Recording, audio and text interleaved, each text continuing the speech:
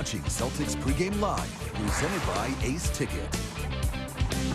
One more on the road for the Celtics. So far, they haven't lost. Being away from the Garden, Gary Tangley, Tommy Heinsohn here. Celtics pregame live, presented by Ace Ticket. They're in Oklahoma City tonight. Another reason why Tommy Heinsohn is here. Not a fan of Oklahoma City this time of the year. Tommy, great to have you back in studio.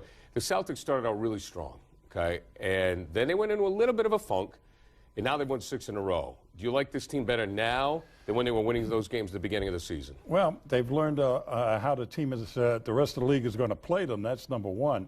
And in doing that,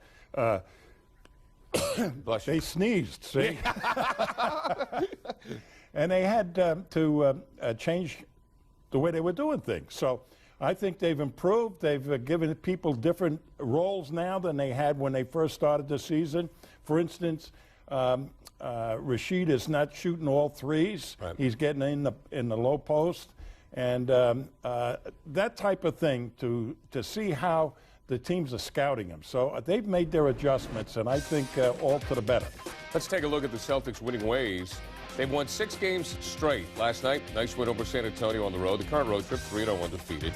Take a look at the points per game. They are scoring less, however, they are allowing less. The defense is back, allowing 86 points a game on this road trip, where the Celtics are on their winning ways. We've been a good road team over the last couple of years, and we really know how it takes once we go down the road, the focus and concentration you got to have, and knowing that San Antonio is a very, very good home team. You know, we're just starting to play better, and I think we're starting to get into our groove right now. I think guys are locked in. You know, it's a great focus. Guys have a great focus right now. You know, guys came on this road trip to get wins. You know, 3-0. We got one more to go against a tough Oklahoma City team. We just got to make sure we go out there with the right mindset and go out there and just keep playing hard. We know they weren't going to be easy coming into our last 3 opponents' house and, you know, getting W's, but we just taking it one game at a time. We got to work on us, and that's what we're doing each game.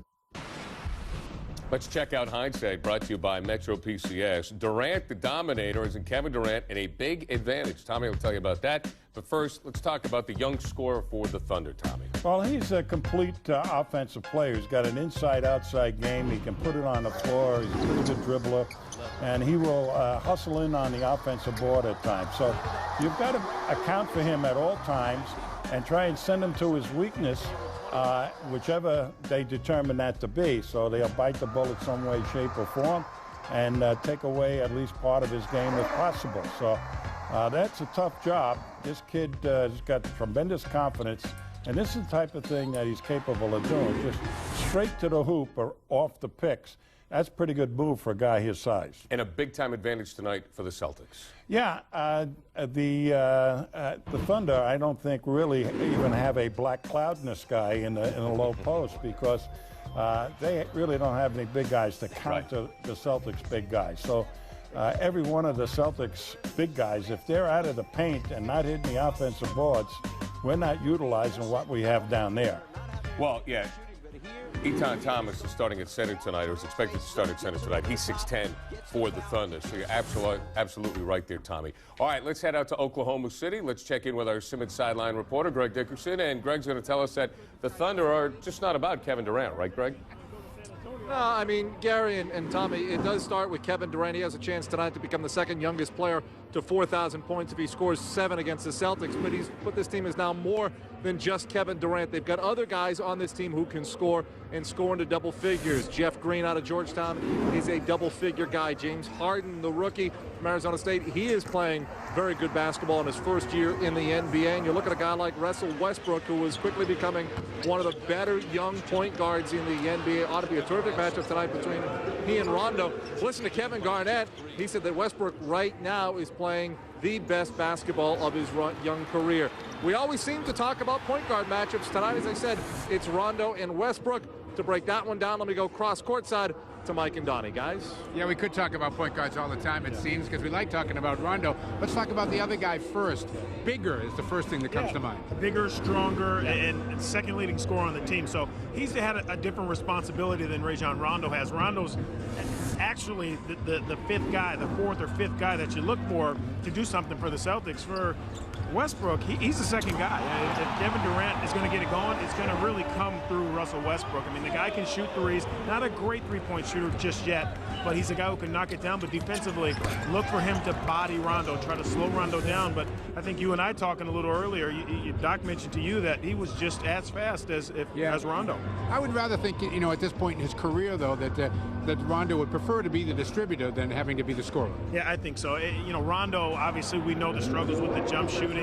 We know he can get to wherever he wants to, but I think he's just starting to figure out that he really can, and I think he's bought into it, that he can change the game at both ends of the floor, speeding up the offense, speeding up the team defensively, having guys get into their spots. And his communication, Mike, is one thing I've noticed that's been a lot better this season. He's talking to guys. He's talking to Doc Rivers, but you know what? They're talking to him as well. Yeah, I know, it's amazing. We have 3, maybe 4 potential Hall of Famers on this team, and every night we want to talk about Rondo. Yeah. He's the first guy that we talk about. Just to back up your point, Tommy, about the lane being open, I understand Chris Stitch is not going to play tonight, so these guys get smaller with the loss of him.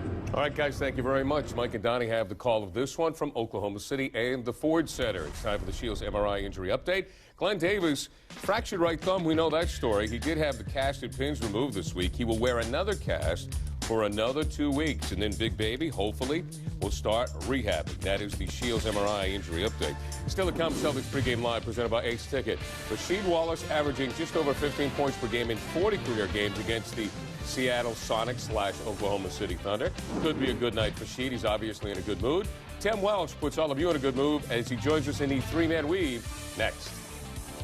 Oklahoma City with the Celtics will take on the Thunder, the final of their 4-game road trip. Remember 3 years ago, the big debate was, if the Celtics get the #1 pick, who would they go with? Well, for some of us, it was when the Celtics would get the #1 pick. Would it be Kevin Durant, or would it be Greg Oden? Well, as we all know, the Celtics didn't have to make that decision, but it certainly worked out in the end. It also worked out for the Sonics, who have now become the Thunder, because they grabbed Kevin Durant. Wednesday against the 76ers, he had a game-high 33 points, 10 of 21 from the floor. If he scores over 25 points, this team wins. Here he is with our Simmons sideline reporter, Greg Dickerson. Kevin, you guys have had a terrific start to the season. Have you surprised people around the league with how you guys have played this early in the year? I think so. A lot of people, think that, we'd be winning games around this time. And but that's just how we work. We work hard every day. I think we've gotten better. We have a long ways to go, but, we work hard in practice and shoot arounds, and I think that translates to the floor. So, we're getting better as a group. Wins over some of the league's better teams, took the Lakers to overtime. Have you even maybe surprised yourselves a little bit at how you played this time of the year? No, we're always confident in ourselves, and we believe in ourselves. So we weren't surprised. I mean, we knew if we continue to work like we do, we'd get better. But like I said, we're never satisfied. We got to continue to work, and the sky's the limit for us. One thing some of the Celtics said last night is they noticed you guys aren't afraid or don't back down from anybody. Is that kind of part of your success this year? I think so. Coming in this building, a lot of teams think that, since we didn't have a great record these last 2 years, think that we're not tough, or we're not the team to beat. But like I said, man, we come out and play hard every day. We love playing with each other, having fun playing basketball with each other. So we just gotta look at tonight's game as another challenge to get better and go out there and play our game. Kevin Garnett said Russell Westbrook's playing the best basketball of his young career right now. With his development offensively, Jeff Green's and others, that take a lot of the pressure off you offensively in your offensive game? Yeah, everybody's contributing well. We're passing the ball, we're getting everybody involved. Russell's doing a great job for us, and he's the point guard of the future for us, and he's been doing phenomenal. And tonight, we just got to continue to move the ball, play team defense, and we'll be okay. Lastly, talk about that defense. Your challenge against Paul Pierce, you start out on him defensively. It's always tough guarding Paul Pierce. He's such a versatile scorer, and he can get to the free throw line, shoot jumpers, back you down. So it's going to be tough, but I depend on my teammates to help me out, because one person can't stop him. And, but it's going to be a fun challenge for us tonight. Kevin, good luck tonight. Appreciate the time, guys. Let's go back to you in the studio. Greg, thanks a lot. Kevin Durant is 4th in the NBA in scoring. Last night, Paul Pierce had to guard Richard Jefferson. Did a great job, held him to 6 points. Tonight, he's got to guard that guy, Kevin Durant. What do you do if you're Paul defensively? Well, you try and stay in front of him. And like I mentioned before, find out from the scouting report which is the way he likes to go. If he likes to go right, try and send him left.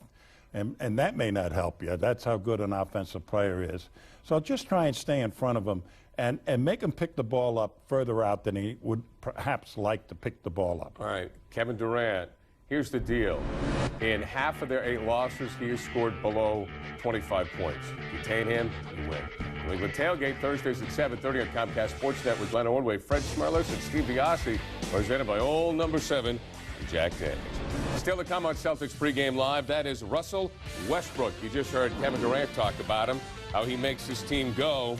I guess the Celtics last season averaged 18 points a game. Final thoughts from Tommy on the way as we get you ready for the Celtics and the Thunder.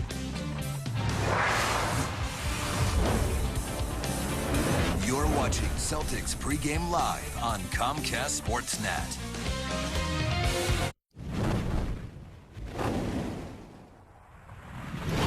It's time for the Round Ball Debate of Perfection, brought to you by Patron. Simply perfect. Tonight's debate question: what was the perfect Celtics playoff steal? Bird versus the Pistons in '87, or Havlicek steals the ball against the Sixers in '65? To cast your vote, go to www.sportsnetdebate.com or text your vote into 59925. That's 59925, keyword Celts2. Tonight's results will be given to you on the postgame show. Okay, Tommy, you were there for both of those plays. One as a player, one as a broadcaster. Which was the better steal? The one didn't have really an import of the game.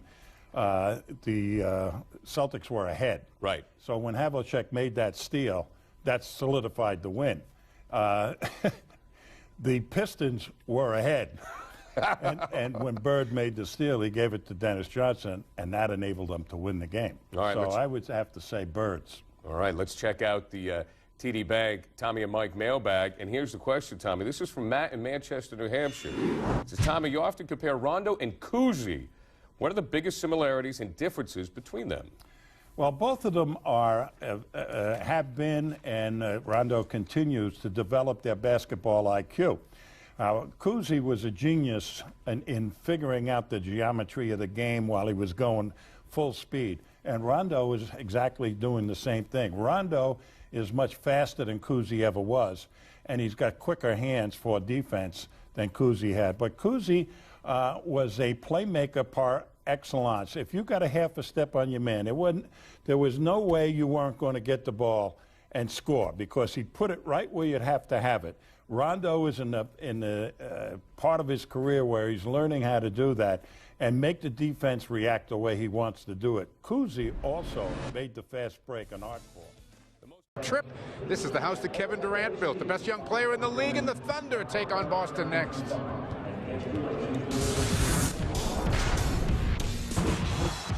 Maybe it was the poise under pressure, or maybe it was the home cooking for the holidays. Whatever it was, it has jumpstarted the Celtics into a 6-game win streak. Left nicely from Perkins by Garnett. You never get tired of seeing that. It is fun to watch. Tonight, the Celtics round up the road trip in Oklahoma City as they saddle up in search of another win against sharpshooter Kevin Durant and the Thunder on Comcast Sportsnet right now.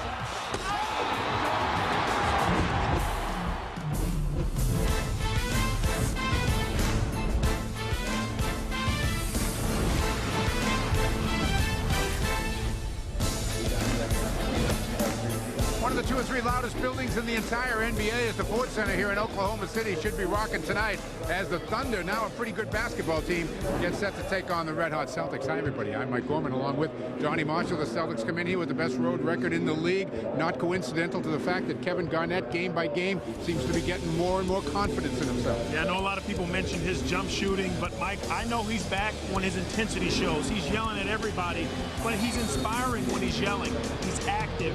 And the thing that I really noticed about KG and why I believe he is back to normal is he hasn't abandoned the paint. He's done the job finishing deep in the paint.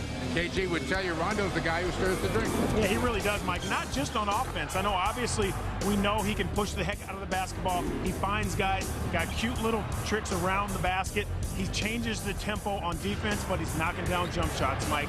That makes this guy so dangerous. Very big one against San Antonio last night. They will need everything they have here tonight because the Thunder are no longer a pushover. They are over 500. They are much better defensively, and they have arguably the best young player in the game. Mike, one of the most prolific scorers in the game today. Kevin Durant, you see his numbers there.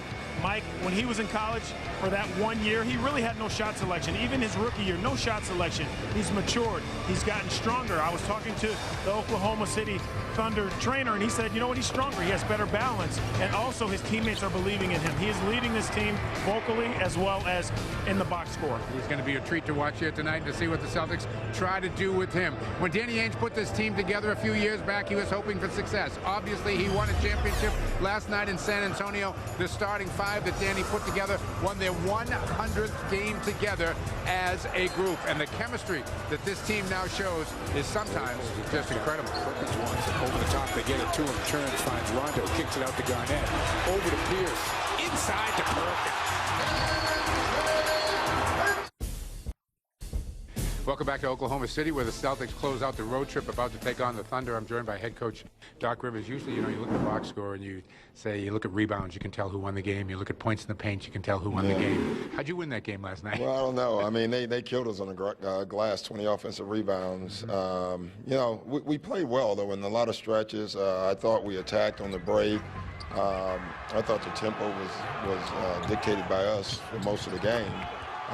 They just won the effort points, and then we won, I guess, the rest of the game. You have the best record in the Eastern Conference right now, the best road record in the NBA, yet I hear Perk talking after the game last night saying he thinks there's still another gear that can be found with this team, and maybe the attitude of this team can get better. That's got to be a good sign when your players are still thinking that. Yeah, I mean, we're not looking at our record, I can tell you that. You know, like someone yesterday told me before the game we had won 5 in a row. I had no ideal about that. I mean, we're just trying to get better. I mean, in our minds, in the players' minds, they know we're a better team than what we play. You know, so we've won games, and that's great, and that's what we want to do, obviously. But we are a better team than what we have played, and we have to keep getting better. They're much better defensively, aren't they? Yeah, they're better all around. I mean, defensively, they're clearly better. Offensively, they're better. You know, the young guys who are in the league have all improved. Durant is, you know, one of the top players in the league to me right now. Harden is a terrific pickup for them. So, no, they're a better team. Different kind of matchup for Rondo, a little more physical than last night. Yeah, still speed. Westbrook has a lot of speed. You know, he's a little stronger than Parker physically, but same type of speed. I think that point guard spot now is the speed spot all around the league. That's good you're not playing anymore. Yeah, I couldn't play in these days and times. Good luck, Doc. I couldn't resist that. No, it's the truth. All right, we will be back as the Celtics take on the young wonder Kevin Durant. Ray Allen against his old franchise. It's coming up next.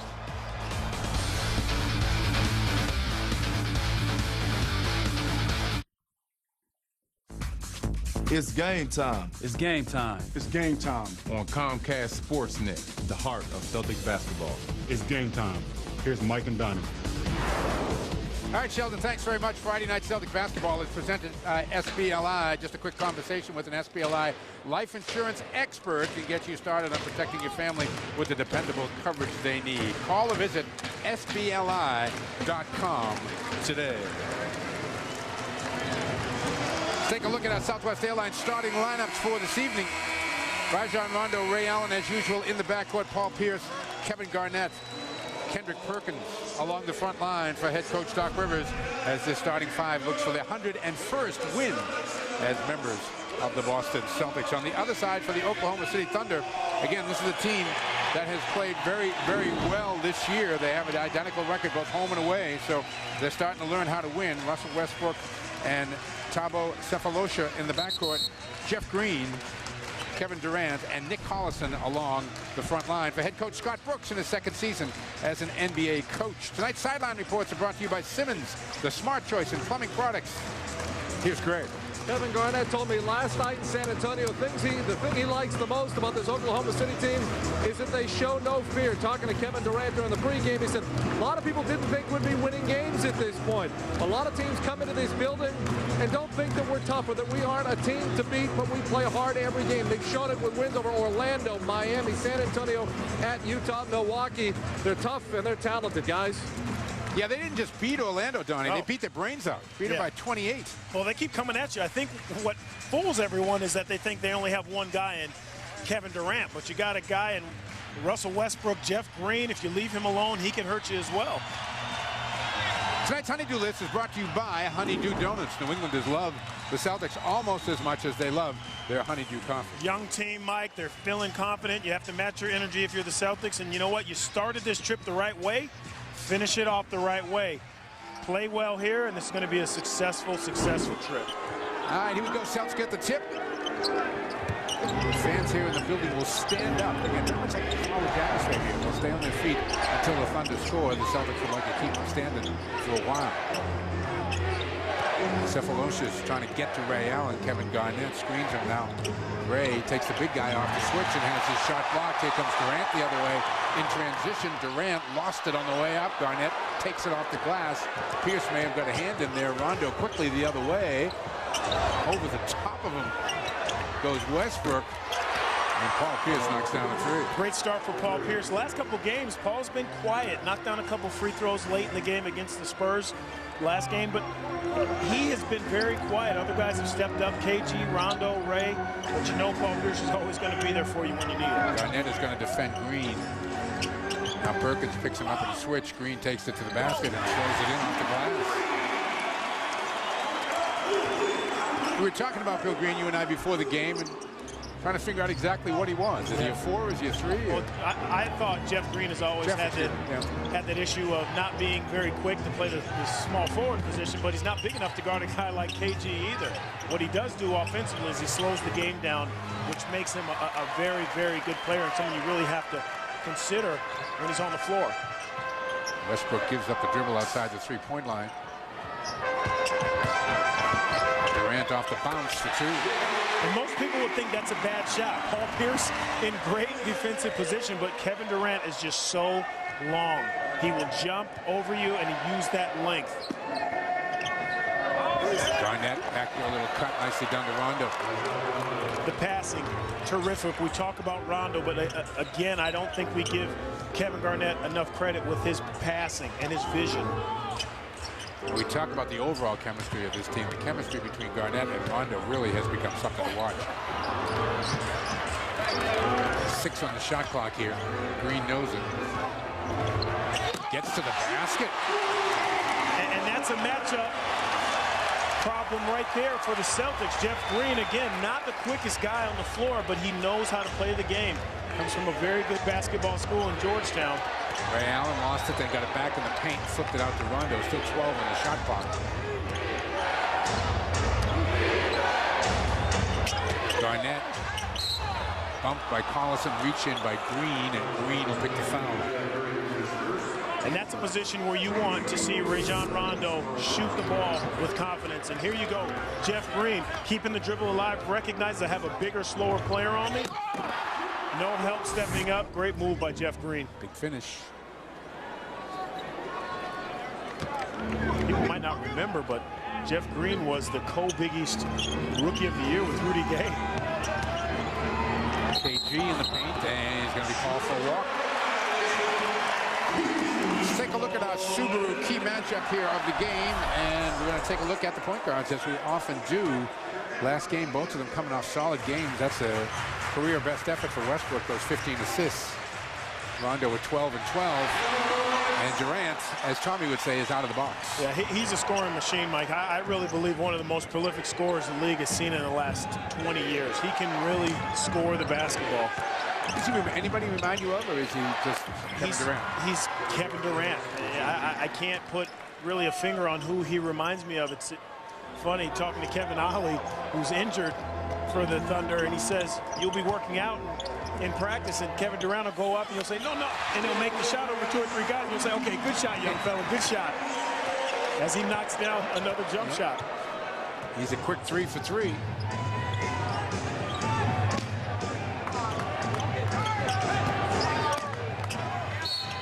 Garnett able to draw the foul this time off Collison.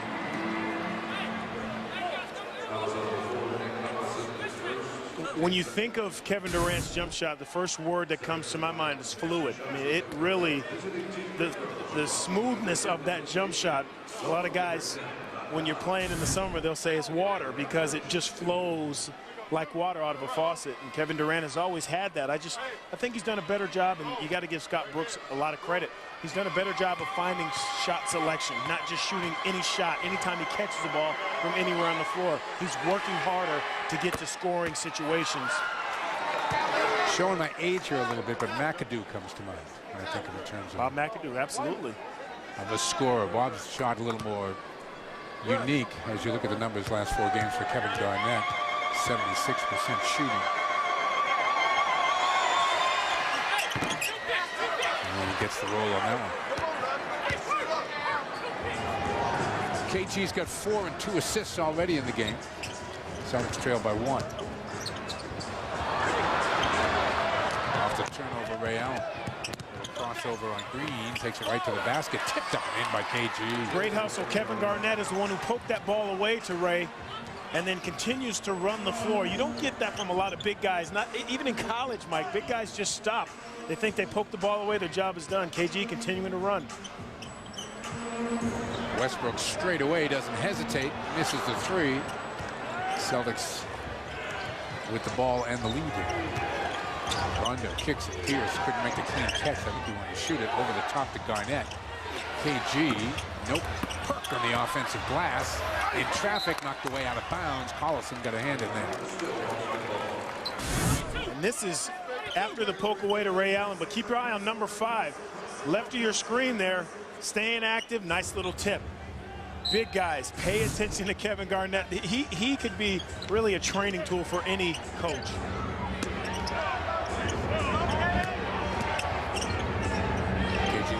Inside, goes out instead to Pierce, and Paul knocks down his second 3 of the game, and the Celtics have their largest lead at 4. Doesn't elevate like Kevin Durant, but Paul Pierce has made that shot a ton over his career. Kevin Durant's going to have to get out on that. All 3 of Paul's shots tonight have come from beyond the arc. He's made 2. Westbrook has it knocked away by Rondo. Collison in the right spot, picks it up, takes it to the hoop. No. Rebound tipped around, picked off by Garnett. Good outlet to Rondo. Perkins and Pierce both running the floor. Ray finds Paul, and he hits another 3. That's his 3rd in the first 5.5 minutes of this game. Boston by 7. 10-0 run here by the Celtics, and Scott Brooks has seen enough. 6:47 left to go here in the first, and at the Ford Center in Oklahoma City, Paul Pierce is lighting it up early. Games, Mike, was Paul Pierce. We know he tells us that he gives the game what it needs. The last 2 games didn't really need it. While he's knocking down shots, the team is making extra passes. The Celtics do a great job of finding guys when they know they got it going, and Paul Pierce has it going. That's going to be Boston ball off the miss there by Westbrook. You know, Tommy always talks about attacking the other team's best offensive player by making him play defense on the other end. And Durant's going to have to start paying closer attention to Pierce. Well, that's what will turn Kevin Durant into not just a terrific scorer, but a terrific player all around, is if he can stay in front of guys and not just go back and forth trying to score. Pierce loses him, gets it back to Perk, who takes it right to the bucket for an easy 2. And even right there, Mike, Kevin Durant stands up, runs into a screen. Now you put your teammates in a tough spot. Layup for the Celtics. Pierce trying to deny the ball to Durant, gets it about 3 or 4 feet outside the 3-point line, pulls up, hits again. Just so smooth, Mike. Doesn't need a lot of space, but you know, if you're Scott Brooks, you're telling your young fella, listen, work as hard on defense as you do on offense. He's got 8, but Pierce, who he's covering, has 9. Paul beats him going right this time. Gets it back from Perk. Knocks down the jump shot. And again, caught underneath the screen. Good job by Kendrick Perkins to be there for Pierce and Paul to keep moving without the basketball. I would say Paul has accepted the challenge. I think so. He's not going to let some young whippersnapper come in here and show him up. No, Green from deep. Rebound to Pierce. Outlet pass, Ray Allen ahead of the field. Nicely done. Green was going to make a run at that, and Ray gave him a little hesitation move.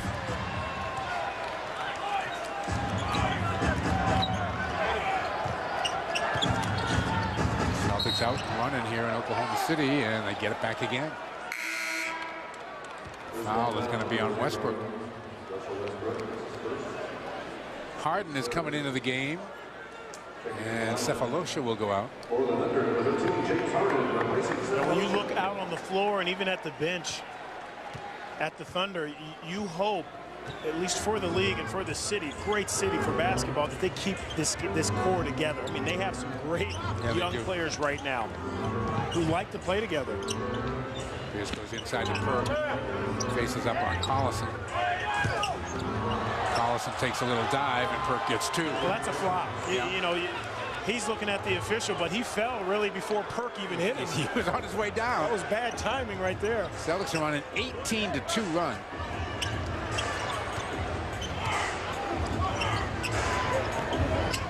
Durant perfect from the field. Is the Thunder are in a big hole early. Collison across the lane for two.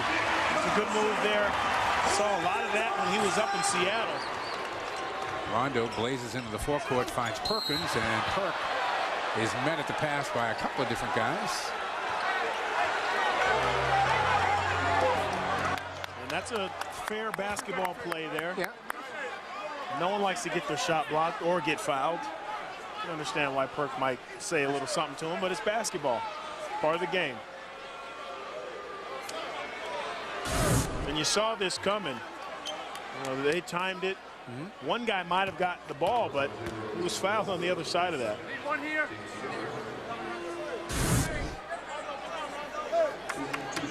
And Perk's going to be at the line for two. Tony Brothers going over a few points there with Russell Westbrook.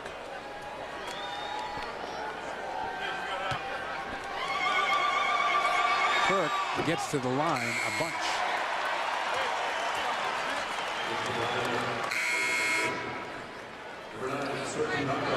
Ibaka has come into the game, and Collison will go out.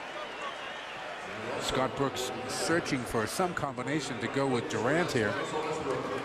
Mike Wilkes is coming in. Westbrook is going to sit down. He's got two personal fouls already.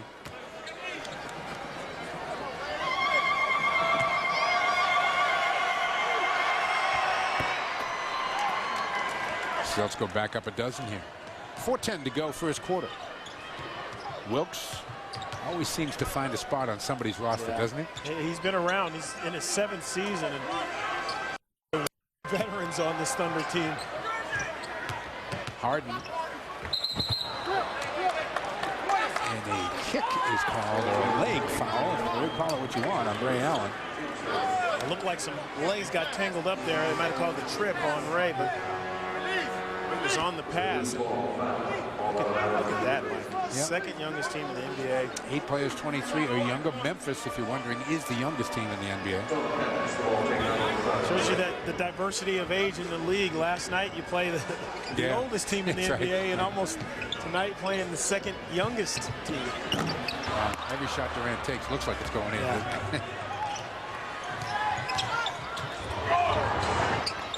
So let's go inside to KG. Kicks it back out. Foul is on Paul Pierce. I like the word. Paul Pierce scoring, Mike. I mean, he's shooting the heck out of the ball, but he's still being unselfish by trying to set screens for other guys and get other teammates open.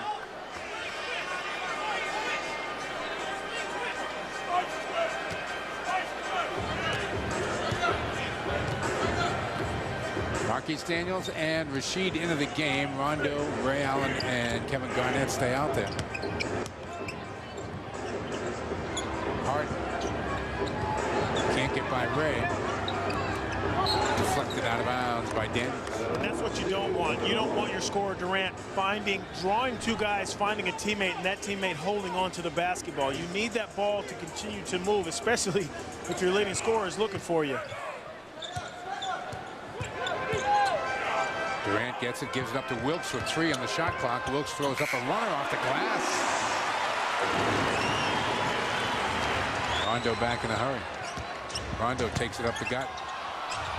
Ray Allen gets a good look and is knocked down shooting a three and has a chance for four.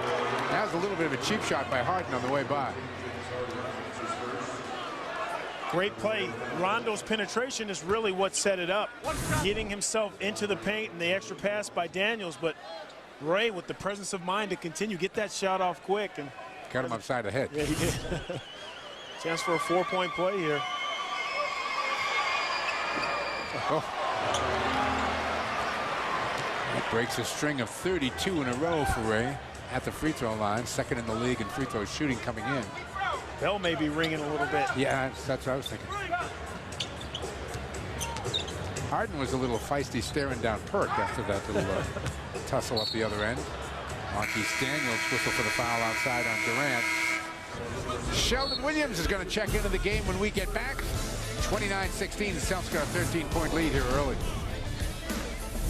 It's a homecoming for Sheldon Williams. He is from Oklahoma City. It's only the third time he has played in his hometown since he left high school for Duke. He said it's not necessarily butterflies in his stomach, but it feels like a high school game to him. I asked him about ticket requests.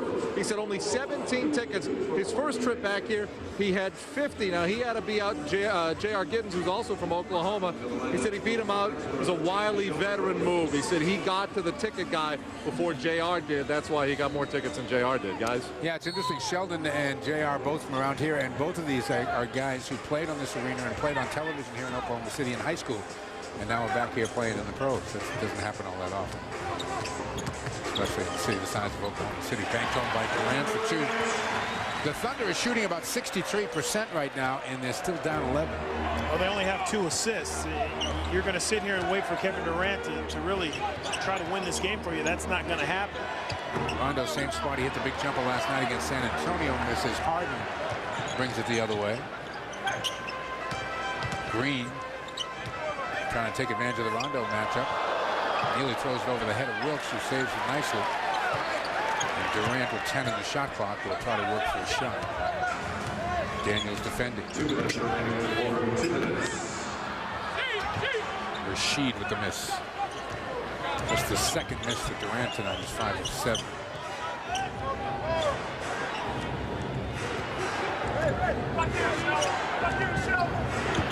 Rondo looking inside. Rashid turns around. Nobody there.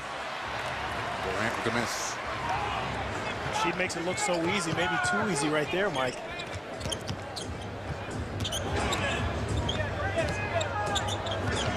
Harden keeps backing up like he wants to do something here. Skips it to the corner. They end up with Wilkes going baseline. Sheldon Williams, nice hands to tip it away. Picked off by Ray Allen. Here comes Rondo. In the middle of Daniels, underneath to Sheldon. Gathers. And they call him for travel. Pretty unselfish play, though, by the Celtics there. Nice little poke away here by Sheldon. This is normally a foul call. If that's a big guy on a little. Well, Tommy doesn't like to hear that, but it's true. And got away with it there. Even if you don't touch him, I thought the foul could have been on Wilkes, because Wilkes was kind of clearing him out with the left arm pretty good. You see that so much, though, Mike. Even when it's not a foul, because it's a big on a little, they call it. Marquise picks up his second foul, another questionable one right there. Tonight's injury report is brought to you by Shields MRI, the official MRI provider of the Celtics. Well, Glenn Davis had his cast removed. Still has a soft cast, I think, of some sort on his thumb. Tony Allen's still out. Not on the trip. Tony wishes he was here. Went to Oklahoma State. Not too far from here. You'd really be fighting for tickets. That's right. No one else would have any on the team.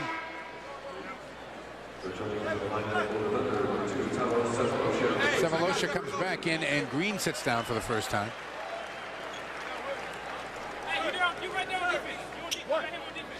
Right around 30 a game for Durant over the last 4. Look at the free throw shooting, 29 of 31. He had a game earlier this year against Sacramento where he went 18 of 18 at the free throw line.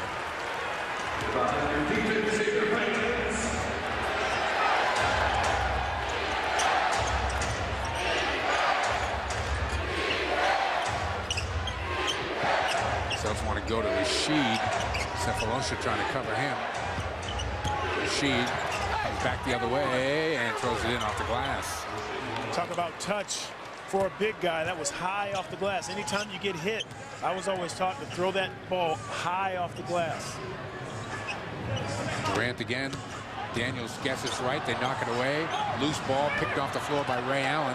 Gets it ahead to Rondo. Wilkes is back. Celtics are going to look for the final shot here. Shot clock and game clock just about in sync.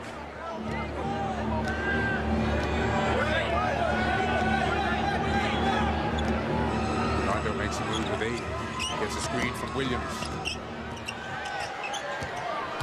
Ray Allen takes it in the lane. Little floater off the back rim. And Marquise Daniels up to one of the officials wanting to talk about the quick fouls that are being called on him as he tries to cover Durant. The Celtics ride the hot hand of Paul Pierce here in the first quarter. He only played 8 minutes, but he got 11 points. Durant, as good as we expected, got 12. And the Celtics lead at 31-20 after 1 here in Oklahoma City. Welcome back to Oklahoma City here on a Friday night as the Celtics wrap up their 4-game road trip and try to do it in style. They've won the first 3, and they've got an 11-point lead at the end of 1, 31-20. Comcast Sportsnet is your home for unbiased opinion, and who's more opinionated than Michael Felger? Join us Sundays at 10 to wrap up your sports weekend on Sports Sunday. Let's take a look at the first quarter stats. They are brought to you by Ace Ticket. Call 1-800-MY-SEATS. For Scott Brooks, you're telling yourself, you know what, we're shooting 60%, and we're down 11 points here, guys. We got to get some stops. It's not a problem offensively, but on the defensive end, we got to find a way to slow the green down. Marquise Daniels stays in the game, and he will continue to cover Durant, who has played the entire game. Ibaka rims out, rebound taken down by Rashid. Eddie House, Marquise Daniels, Rasheed Wallace, Ray Allen, Sheldon Williams on the floor.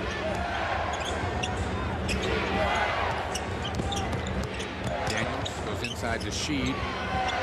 Ends up in Ray's hands, picks it up, front rims a 3. Rebound off the court to Harden. Gets it to Durant, Wilkes, Cephalosha, and Ibaka. The ones left out there. Nice tap away from behind on Durant. Cephalosha doesn't get the roll, but the tip goes down by Kevin Durant. Durant finding ways to score, Mike. Yeah. 6 of 8 from the field. When he gets in that open court now twice, we've seen that ball poked away. He's got to do a better job of protecting it, but the Celtics aren't giving up. When they see him coming at him, they're standing their ground. Rasheed now has got Durant on. Backs it down, turns, and the foul is going to go on Durant. That's a great play right there, and who better than to put Rasheed Wallace down on the block. Kevin Durant not strong enough there on the arm. That's an easy call for the official. Again, trying to use your athleticism on the defensive end the same way you use it on the offensive end is something that Kevin Durant is going to have to learn to do. Use your length. You know, you have it. You use it on the offensive end. Use trying to get to a spot before the offensive player gets to the spot, much like you would with the ball in your hand. At this point in his career, he's going to take his first rest as Green comes back in. At this point in Durant's career, do you harp on the defense, or do you let him become the offensive player that he can be, and then a year or two down? Because, I mean, the kid's a puppy. He is young, Mike, but what's the goal of basketball, and you know this, is trying to be a complete player. And right now, Kevin Durant can score. The toughest thing in my mind is trying to become a defensive stalwart, if you will. I think if you take a player who can't score, it's easy to teach him how to score in certain situations, to shoot the ball, to make free throws, to work on his ball handling. It's tougher to teach a guy to really have the pride and the presence to be able to play defense. They have to do it with Durant. Harden is going to get himself to the line. Sheldon Williams picks up the foul. Paul Pierce is about to come back in. Stopping the ball, so important, especially against young teams. Durant's out. You know, now they're going to put the ball down on the floor. Guys have to step up. First goal, stop the basketball. Ray Allen takes a seat on the bench as Pierce has come back in. Harden will be at the line for a couple. Had 6 threes earlier this year in a game against Orlando. I know this was a kid. I mean, he had a terrible NCAA tournament, didn't he, last year? Yeah. And his stock kind of slid. He was talked about in the top 3 or 4 at one point early on. They seem to like him here. Williams comes down with a miss. You know, still, Mikey, third pick overall. You expect a lot from the kid. He was third. Went that high. Yeah, but you expect a lot from him. Slow going early on this season for him, but he's got it going of late. Pierce there on the offensive glass. Nice little up fake. Oh. Great body control, huh, Mike? You see where he put that up the glass? Yeah. He put out the flag. Whenever you get bumped, always shoot the ball high off the glass. Harden gets a piece of Pierce and then apologizes for it. Watch this. Amongst the trees, if you will, at least in the paint, probably not a lot of huge guys in there, but get one guy up in the air and soft, high off the glass. Pierce already with 13. On the bench with 14 is Durant, and back at the free throw line is Harden.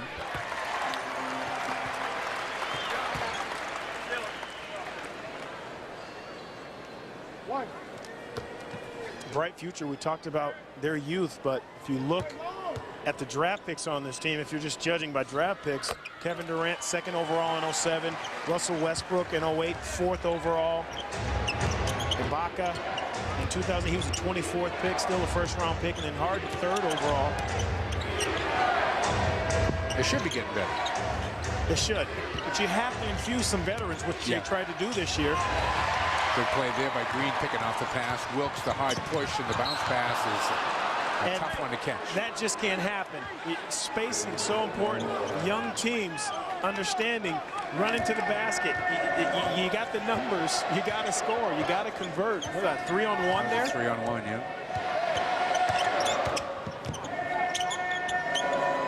Pierce has got Wilkes on him. His eyes are real big at the moment. And Wilkes is called a foul. That was kind of Ron Garrettson there to call that foul.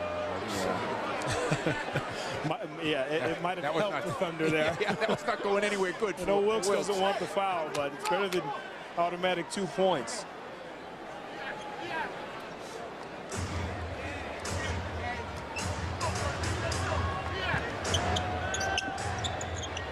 So let's come around to Pierce.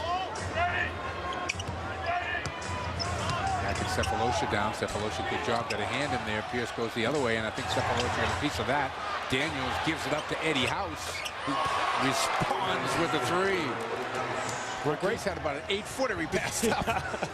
Great job. Great offensive rebound and vision finding Eddie House. Not much difference here in the second quarter. The Celtics in total control, lead at 38-24. Right now, Celtics out rebounding the Oklahoma City Thunder. It was a different story last night in San Antonio. Celtics out rebounded by the Spurs by 23. They gave up 20 offensive rebounds. Doc Rivers talked about the rebounding today. He said, I think we rely so much on our length that we just turn to go box out. Athletic teams are just going and jumping over our backs, not just getting the rebound, but keeping the ball alive. Right now, Celtics giving up an average of 11 offensive rebounds a game. Their total rebounds per game, 2nd worst in the NBA. Only Golden State is worse. Yet they continue to win, guys. Yeah, that's kind of a makes you think. Westbrook uses his left hand a lot when he's dribbling with his right. Well, you see a little bit of a strength there against Eddie House, but out of control a little bit. Marquise tried to grab Cephalosha from behind, couldn't do it, and the rebound's tipped around. Pierce gets it. Pierce doing it all tonight. Yeah, Mike. Sure is.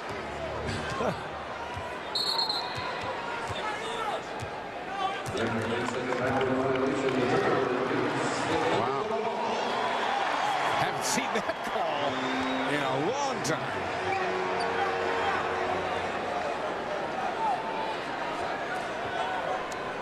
Eric Dalen quickly becoming one of the not so favorite officials of the Celtics following. Questionable call against the Magic earlier. Boy. Westbrook gets 2 in the lane. That's like calling a 10-second violation on the free throw line. Yeah, right. You just exactly. never see it. Never see it.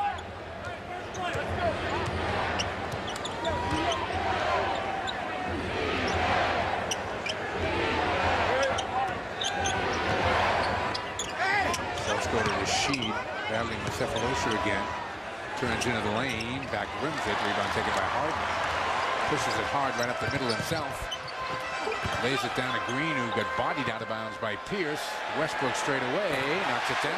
Only shoots about 31% from there, Westbrook, but he can knock them down. This is the NBA, Mike. You leave guys open, they'll make shots on you.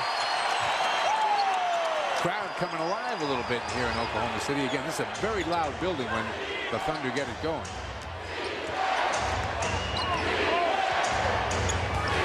Inside to Rashid, couldn't make the clean catch. Good look by Paul Pierce, tried to throw it away from the defense. Rashid just couldn't wrangle it in. But you see what makes the Thunder a pretty good defensive team. In their 10 wins, Mike, they're holding teams to under 91 points a game. The reason they can switch a lot. They're switching off to guys. They're doing a good job of switching on the inside, not giving anything easy going to the basket. Westbrook keeps on going to the bucket. He's got a chance for a three-point play. Kevin Garnett's going to come back in the Boston lineup. And stopping the basketball, staying in front. Nice little inside-out floater there. Needed Rashid to really step up, be a presence down there. We saw last night in the first half a little bit against the Spurs. Rashid kind of backing up a little bit. I'm not sure if he was trying to time those shots or if he just was trying to stay home on his man, but he needs to really step up and be a presence, especially when you have a smaller guard coming at you. Eddie House, 1 of 2. It was a 3. Goes to the bench. Numbers for Westbrook. Celtic lead once 14. He's down to 7. Rondo back in at the point. Wallace and Daniels stay in the game. Garnett and Pierce, and now Perk is slowly making his way to the scores table.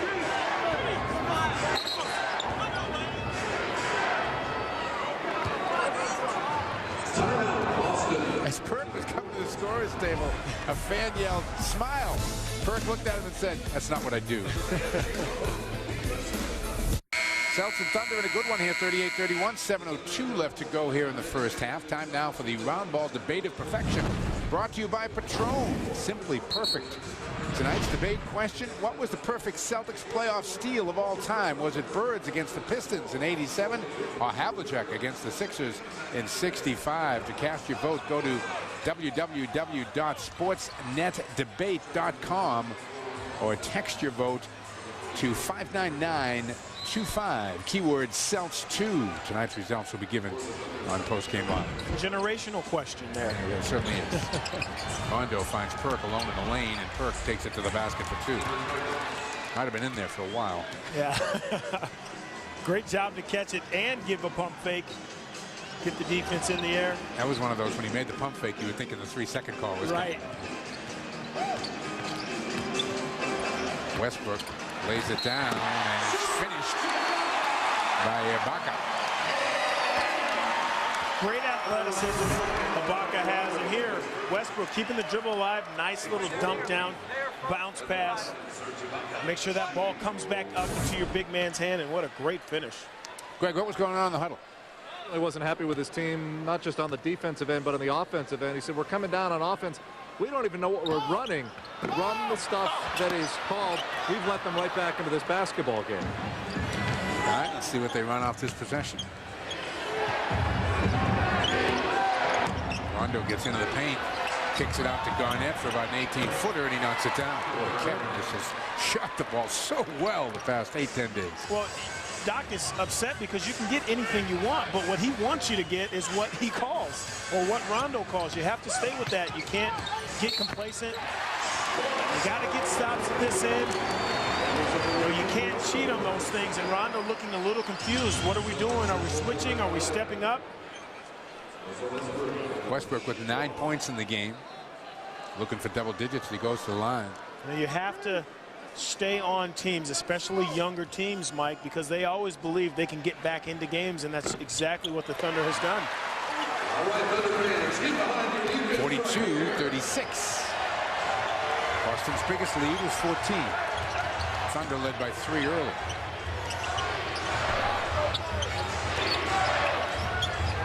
Garnett, same spot, same result. Nice job there, finding your option. The play was for Paul Pierce. Having a little guy switch on to him made the extra pass to KG wide open in the corner. Yeah, the voice of Tom Thibodeau getting a little louder right now as the Thunder are shooting 62% for the game. Westbrook feeling it, misses that one. Rebound tipped to control by Garnett. Here comes Rondo. He's got a step on Westbrook, who's coming from behind. Rondo, oh, good block by Ibaka. Pierce off the bounce, takes it into traffic, and he'll get to the line for 2. It was a terrific block. Ibaka, he came out of somewhere, Mike, but it looked like nowhere there.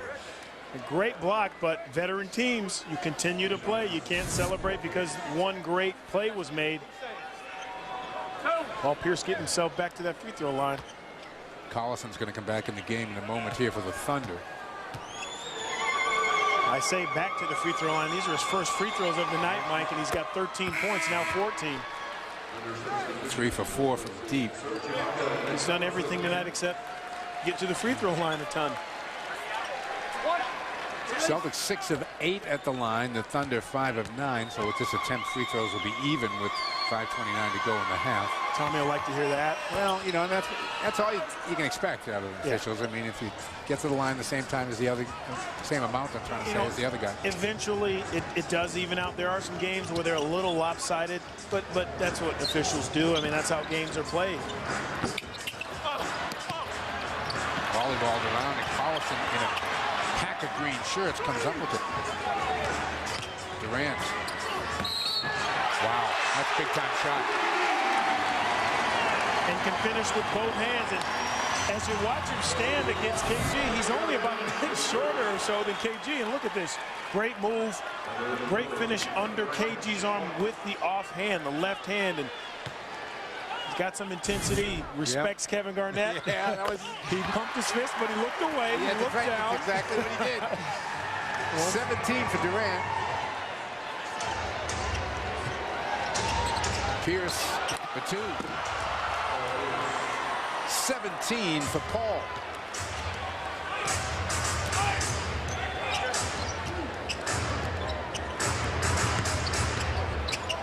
Westbrook doesn't get the bounce. Durant's got the rebound.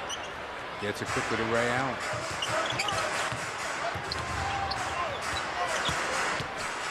Rondo, little flip. Too much butter on the roll right there, Mike. Just spun off. Westbrook back in a hurry. Nice pass. They don't quit, Mike. Scott Brooks has this team really coming at you. They're not going to give up. They're not going to quit. They play very well here at home. Yes, they're only 5 and 4, but they get this crowd behind them. Celtics get it to Pierce, inside to Perkins. Wants to go on Collison. Collison will be called for the bump.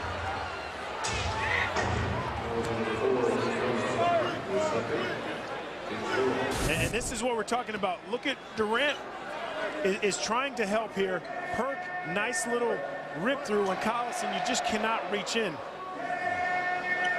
And Westbrook pushing the basketball, great bounce pass. Anytime you get behind, you've heard me say it a ton, Mike, whenever you can get behind the defense, it only turns into positive things for you offensively. Celtics go right back to Collison again, clear it out for Perk to go to work. Throws up a hook shot and got fouled again. And Collison picks up another. Kendrick Perkins standing his ground, getting to a good spot. Look at that. He's 2 feet from the basket. Yeah. That's an easy call. Perk doing a fantastic job. This entire trip of carving out space, finding his way in, not becoming impatient if he does not touch the basketball, continues to work to get himself as close as possible to the rim. Ibaka is going to come back in the game as Collison's got himself in foul trouble. Perk 2 of 3 at the line, 8 points for Perk in the game. Just 1 rebound though. Perk averaging just about a double-double, 15, and round that up to 10 during the streak, and makes both his free throws. 9 in the first half for Perk.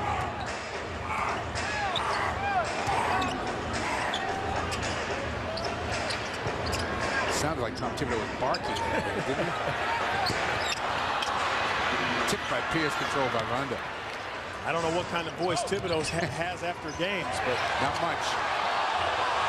Not much. Crowd thought Pierce pushed off, and he may have. Rondo finds KG into Perkins. This time he's got Ibaka. Faces up, takes him in the middle, goes for the fall away and knocks it down. Hasn't missed a shot, KP. And he's got 11. Really looked fantastic this entire trip, Mike. He really has. And you mentioned he doesn't have a ton of rebounds, but he's making his presence known in other ways. Westbrook the crossover, but then Garnett showed up. Rondo, the hard push. Oh, good play by Cephalosha. Just a little lackadaisical with the ball, you know. They're going to continue to run. Thunder are not going to give up on you. That was an excellent hustle play, though, by Cephalosha. Westbrook gets into the paint, and we get to the free throw line. We're going to get ourselves a timeout. 2 minutes, 42 seconds left to go. An entertaining game here in Oklahoma City. Celtics lead it by 11. Here's a look at Perk. Well, you see here, Mike, why he's shooting 64%, second highest field goal percentage in the NBA. Nice move here. I thought he could have went baseline, but created just enough space away for a nice fall away jump shot. Really improved his touch the last few years in that nice fall away.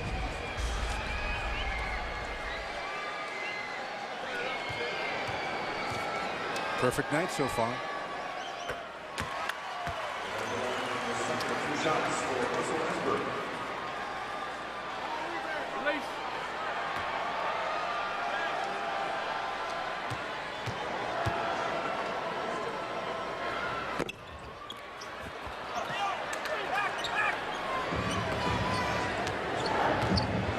South by 10 in the balls. We're approaching 2 minutes to go first half here in Oklahoma City. Mike Roman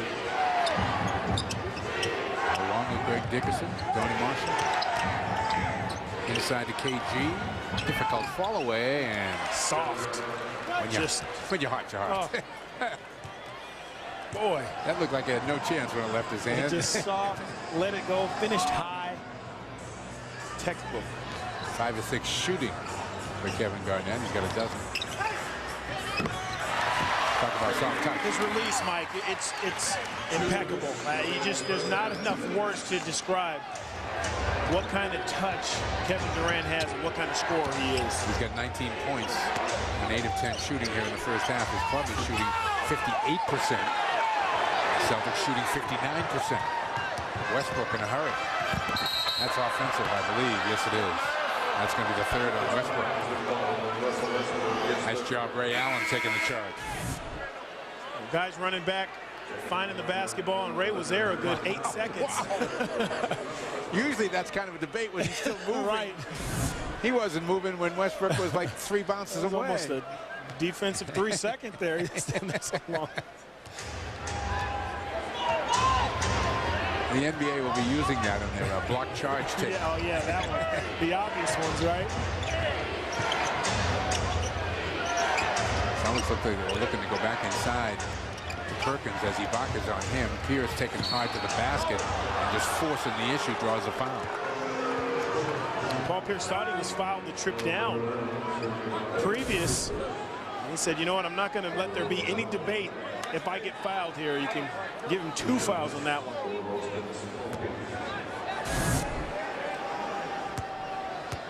Pierce with his 3rd and 4th free throw attempts of the night. He's already got 17 points here in the first half. Game update brought to you by Amica Insurance. It's not just how you're covered, it's how you're treated. Paul leading the way now with 18. You can update that by 1, and Durant with 19.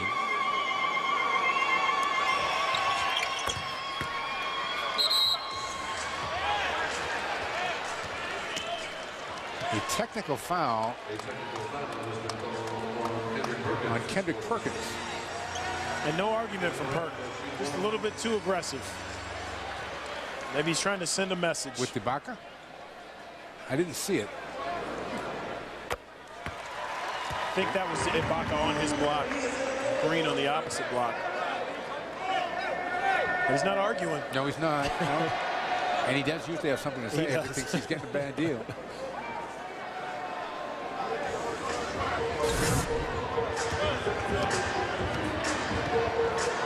Now it's on Green. Yeah, it wasn't much of a shove.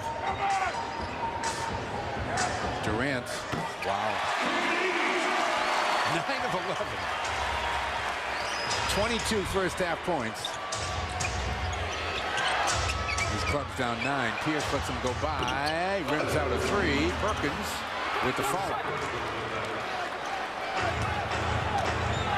13 for Perk, 12 for Garnett, 19 for Pierce. This guy's got 22.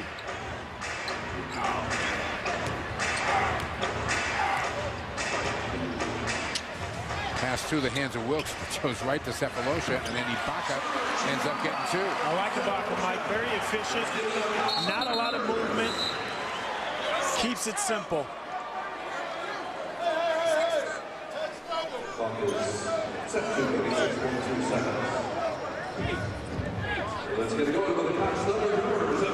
think it's a clock issue, I guess. Celtics ball. Doc knows very much what he wants to see on this trip.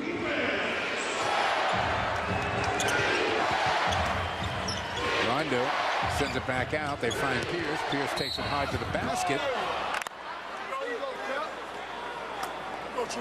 And Paul's going to get himself back to the line again. Durant may be showing us something offensively, but Paul Pierce is showing him a little bit on the defensive end. Well, at this pace, Durant's going to get 40, and it's going to be a wash. Yeah. Pierce. Well, Durant, he's got the length, and I know that was one of the things that people have talked about how he could become a better defensive player, but you also need good feet. Durant with a couple of fouls. Pierce looking for his 20th point of the half. Stay tuned for our McDonald's halftime report with Gary and Tommy. They'll have a breakdown of tonight's first half. Jackie Pepper will be by with a Sportsnet Central update. That's all coming up at halftime. All right, man. Out of his hand. 2nd and 2 here for Pierce. Celtics 12 of 14 at the line.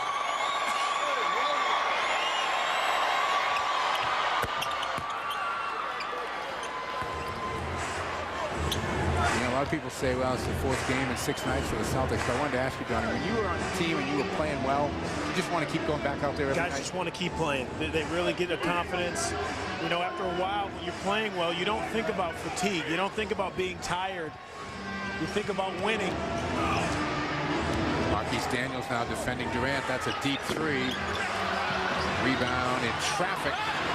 Put back up, tipped around a couple of times. Kirk comes away with it.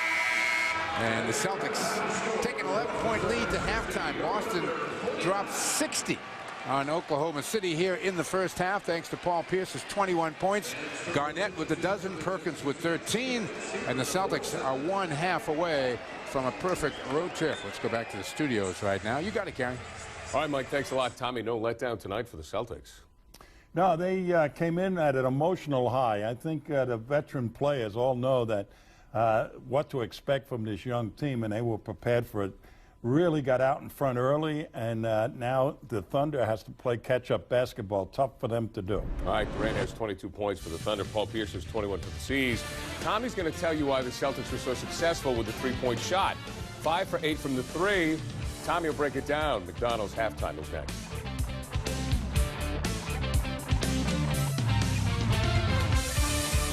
Tommy, why was the offense so successful in that first half? Well, I hate to tell you this, but the Thunder haven't been playing any defense. And Paul Pierce is roaming around there all by himself because the kid who's such a great offensive player really doesn't bend his knees on the defense.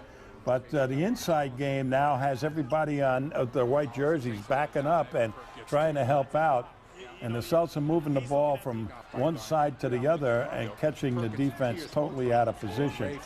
So I like to see what they're doing on the inside game, where they're getting good rebounding, offensive rebounding action, and they're also getting some points in the paint from their big people. All right, so the Celtics well in control of this one. Coming up next, we get a Sportsnet Central update. Jackie Pepper will have the latest, a new sock at shortstop, plus could the Patriots have a new look at running back Sunday against the Dolphins? Perks got 13. We'll be right back.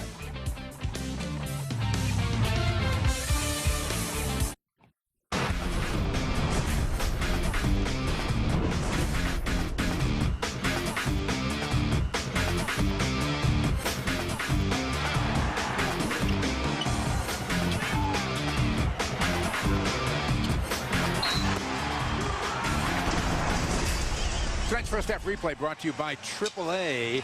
Your license to save. To join AAA, go to AAA.com. Celtics got an 11-point lead at the half, 60-49. Mike Gorman along with Johnny Marshall. Celtics out rebounding their opponent tonight, but in an offensive shootout. Does that worry you at all? No, it doesn't, because you have balance on your side. If you're the Boston Celtics, you know Kevin Durant on the other side is going to carry them.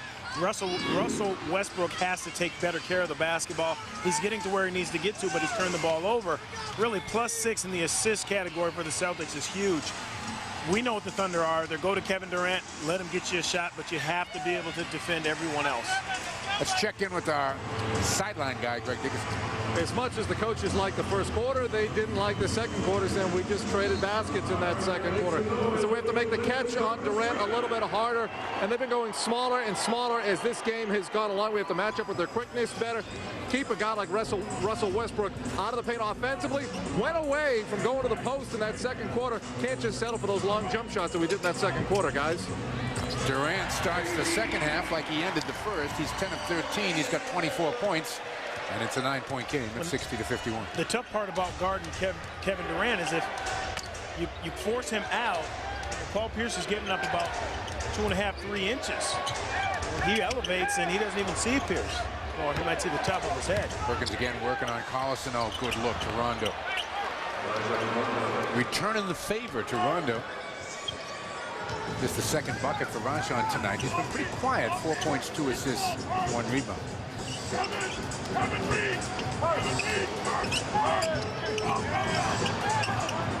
Durant tracks it down at half court.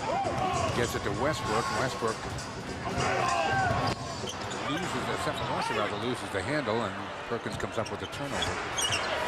10th turnover for the Thunder. The Celtics have 8. 10 turnovers, and about 8 or 9 of them have been really careless by the Thunder, Mike.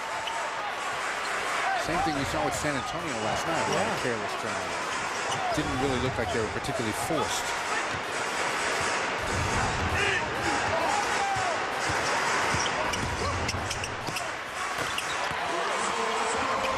And we talk about the comparisons of Rondo and Westbrook. Westbrook, more of a scoring mentality. He's a much better shooter. Doesn't shoot it great from three-point range, but not the facilitator Rondo is. 13 for Westbrook. Nice ball fake by KG. Takes it to the basket, kisses it home, and has a chance for a 3-point play. Body control, so important when you're finishing around the basket. But look at that fundamentally sound shot fake. Body control. Again, Mike, you get bumped, finish high off the glass, give it a chance to go in. 4th foul on Collison, so he'll sit down, and Ibaka will come back into the game.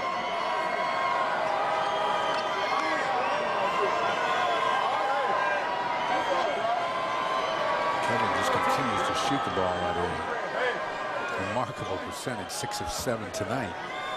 But if you think about the shots he made at the beginning of the season, say the first 6, 7, 8 games, a lot of jumpers.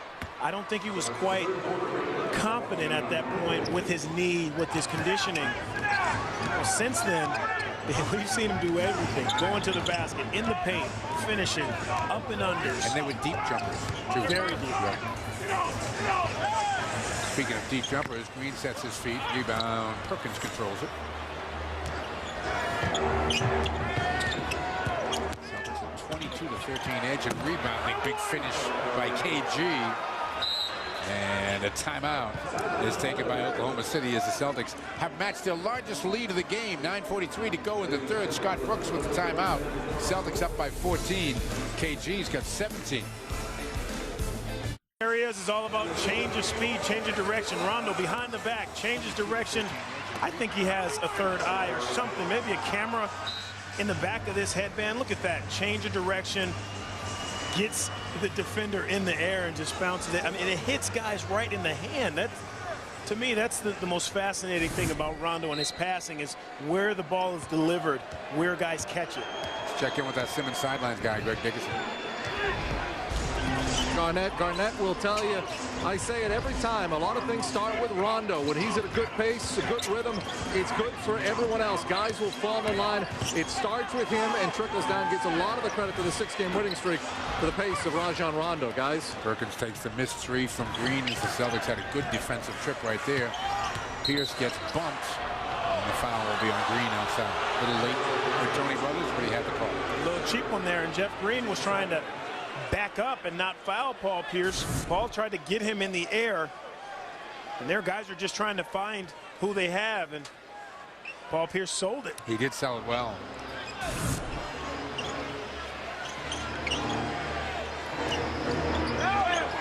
Ray gets the screen from Perk, comes up shooting. Westbrook with the rebound. And that was a don't forget about me, guys. Shot from Ray Allen there. KG with the miss.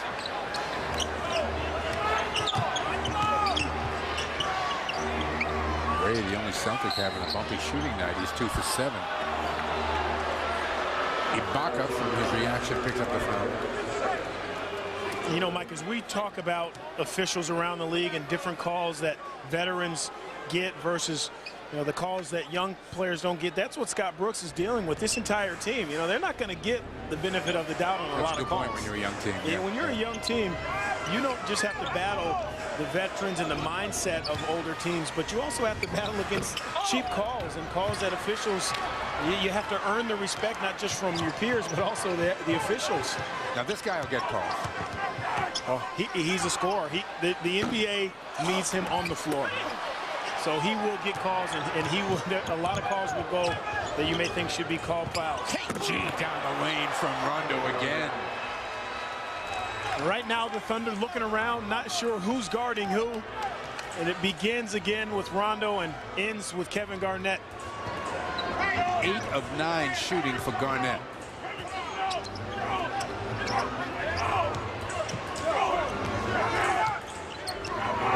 Durant. Rebound Perkins. Celtics have got 5 on 4 here as Ibaka is down at the other end. Is going to stay down, it would appear. And that's going to be a 3-second violation for Garnett. And KG, I know what he's doing. He's trying to be unselfish, but he's got to finish that one. It's almost too easy at times. Somebody's got to do something with Ibaka, who's still down at the other end. Well, Doc's up yelling them, run, go, go, because he saw that. And Perk's off arm caught him right in the eye. And Doc immediately got off the bench saying, push it, push it, push it. We had numbers. Thunder have missed their last 6 shots. Good block by Perkins from behind, and it's out of bounds off Ibaka.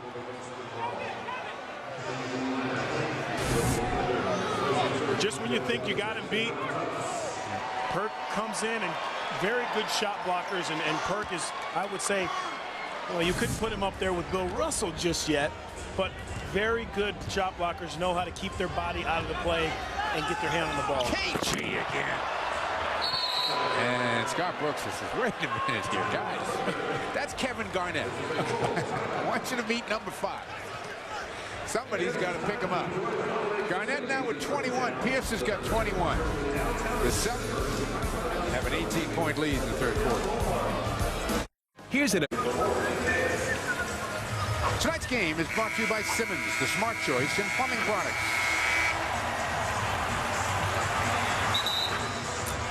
Kevin Garnett all by himself is on a 9-0 run, and the Celtics have an 18-point lead. Tonight it's Real Replay, sponsored by Wendy's. You know when it's real. We talk about KG being back, and he's showing us a little bit of everything. Great pass there from Rondo. KG 21 points, 8 rebounds, but running the floor, doing a great job of showing himself. And this is vintage Rondo to Garnett, the alley-oop, and no one around. Harden has come into the game. Gets it back from Westbrook. Finger roll goes down.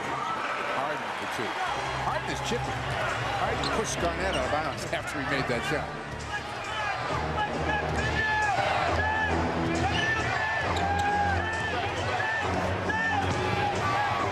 Ray Allen springs to the corner. Rims out of 3. Just 2 for 8 shooting for Ray. Westbrook finds Durant. He doesn't hesitate. Perkins has got himself another rebound. 7 now for Perk to go with 13 points.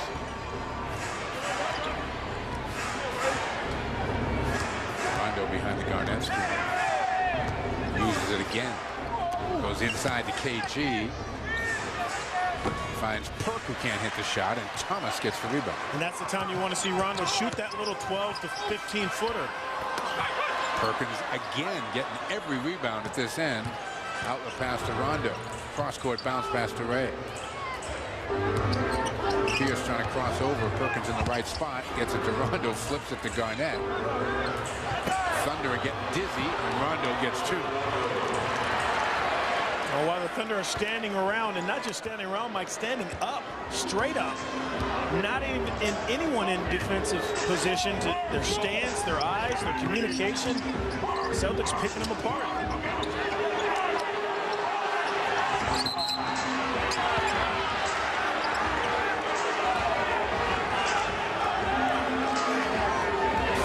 Keep your eye on the moving ball. There's one pass, and this is the end of the play. There was about 4 passes before that. Dizzy. I think that's what happened to the Thunder. Durant and Garnett got into it a little bit up this end of the floor as we were in that replay.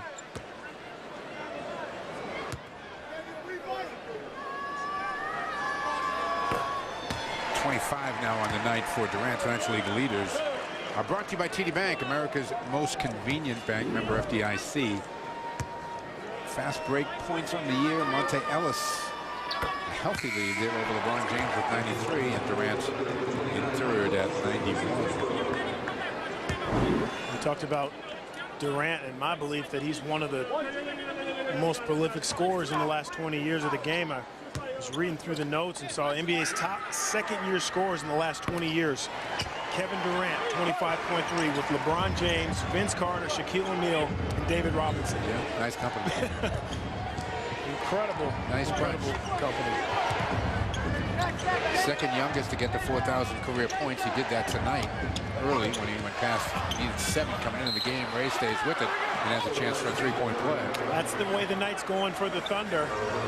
Again, standing around, watching, no one communicating. This should just not happen. Ray Allen comes off, standing straight up. The defender, Ray shoots it, comes off, he gets it back, and then you foul him.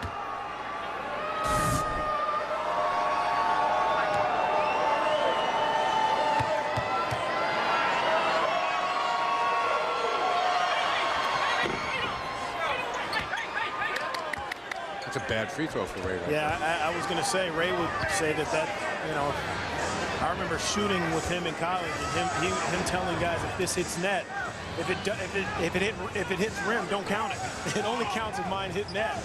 And he would make 20, 25, 30 in a row without hitting any rim.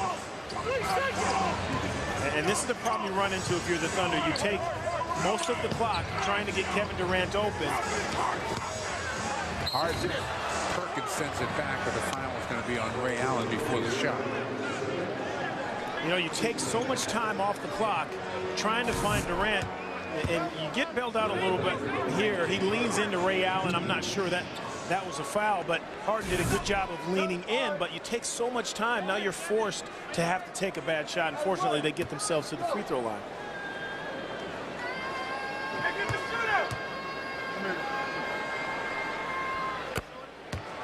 Harden finding his groove a little bit over the last 7 or 8 games. Not much here tonight, though. Just 5 points, 3 of them coming at the free throw line.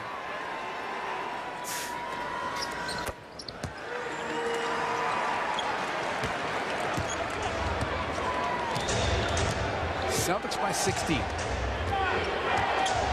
Under 5 to go here in the third. Garnett immediately signals Rondo that it was not a bad pass, just didn't get a hand on it. Turnovers in the game even now at 10 apiece. Points off turnovers, just a +1 for Oklahoma City. Durant, well, he really forced that issue. And that was a lot of what he did, not just in college, but even last year's first year in the league. And you put a good defensive set on him. A couple guys running at him. Ray Allen digging in. Perk, you got to try to shoot over that. And also Paul Pierce staying with the play. Yeah, you can't call a foul on Pierce on that. He turned back into him. But Durant has to have that presence to be able to find guys. You got 3 guys on you, 4 guys running at you. Find a teammate. Rondo takes it to the basket for 2. 8 now for Rondo, 5 assists and a rebound.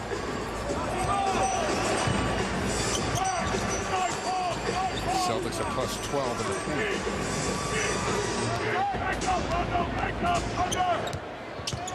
Wilkes back out to Green. Harden comes up shooting. He's able to track it down.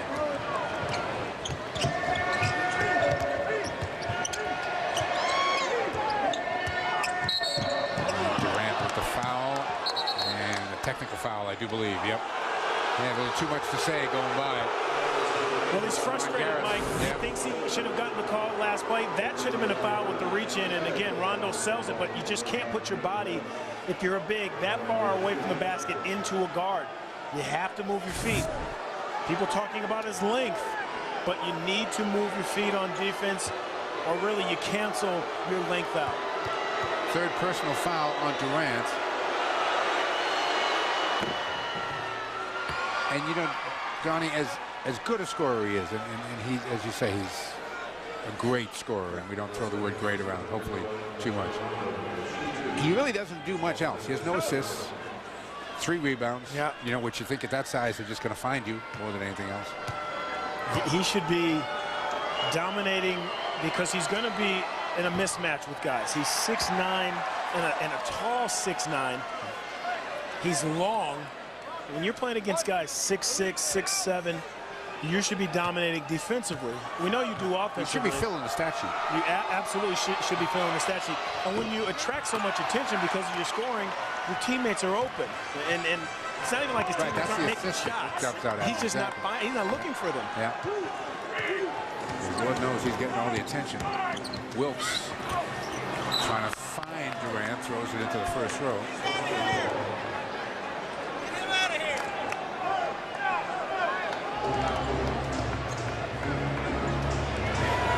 No love from the fans of Mike Wilkes. Huh? No. That was tough. Get him out of here. I have a feeling the crowd just wants Durant.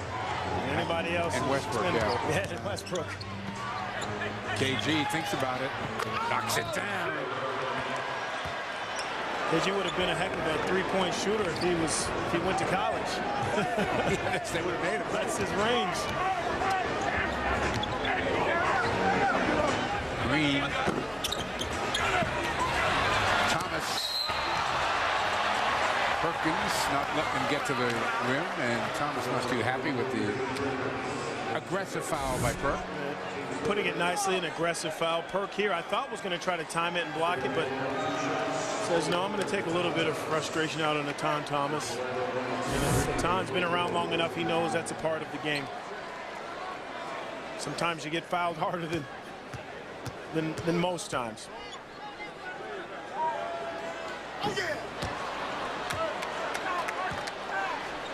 KG takes a seat with 23 points, 8 rebounds, 3 assists, 10 of 11 from the floor.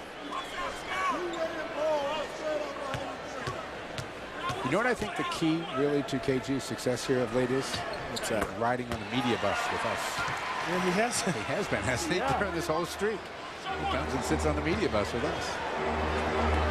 You have to tell him, I think that's it. He definitely adds excitement to the bus. Yes, it does. It's a whole different bus. You got that right.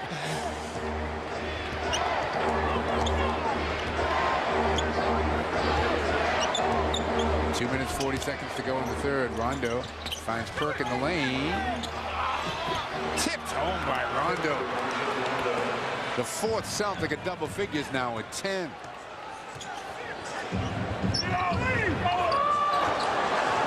Boston off the turnover.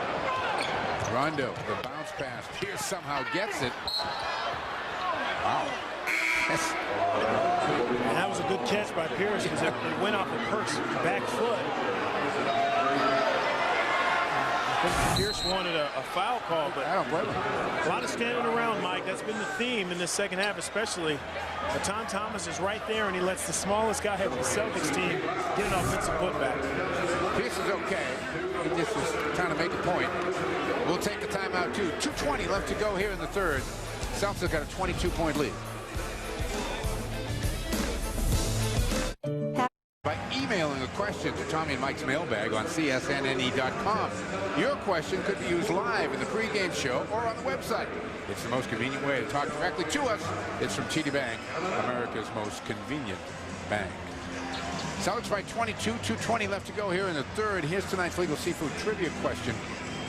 Remember, if it isn't fresh, it isn't legal. Combined, the Celtics and the Thunder have 9 top 5 picks from the NBA draft. Name the 4 Celtics who were top 5 picks. We'll have that answer for you in the fourth quarter. It's a good question. Real good question. 4 Celtics were top 5 picks. Paul Lucy always making us expand our minds. That's right. I got 3. Struggling for number 4 there. It wasn't Scal, I know that. No, it wasn't Scal. Rondo taking it to the basket. Gets 2. It amazes you at times the way that Rondo, the speed and the rate he is going to the basket, and then to throw the ball soft enough off the glass for it to just rattle in. And a lot of players will bang that thing off the glass, off the rim. It's a long rebound. And something he has been doing of late, which is a sign of a player beyond his years, is he's taken over games in the third and fourth quarter. He doesn't really, just kind of lets the game come to him in the first 2. I mean, take a look. Crossover. He is going at a good clip. That play he always makes, and then he throws it up soft enough and high enough off the glass. Look at, to bring that ball back around you, Mike, I got to be honest, that is a tough play. Obviously, his long arms and his big hands help to control the ball much better. But he just has such a feel and a touch when those shots are on the basket. Celtics do a good job denying Durant. Harden gets it in the corner. Marquise has got him. Harden comes up shooting. He's short. Rebound. Thomas in traffic. And he goes. And Thomas is close to a technical foul as he thought he got fouled. Public address announcer trying to get the crowd into this game, down 22. Approaching a minute to go in the third. Rondo again explodes to the basket for an easy 2. And you just keep an eye on the defense and how hard it seems like they're working. And then look at Rondo with the ball and the ease that he has going to the basket. Celtics right at 60% for the game, 33 of 55. It's a good-looking shot. He's got them all, Mike. He's got every shot. He's like a golfer, like a great golfer. He's got every shot in the bag. 14 points for Rondo. 12 of them have come in this third quarter.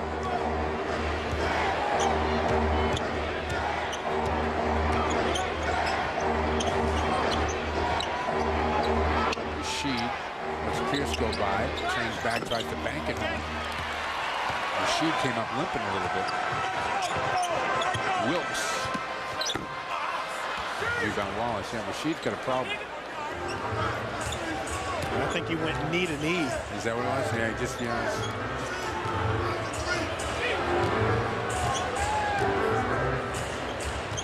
Doctor just yelled out Rashid behind the 3, and Rashid lit up a little bit. Yeah, the knee got better suddenly. Rondo, nice move, takes it to the basket, the floater, and he'll get to the line.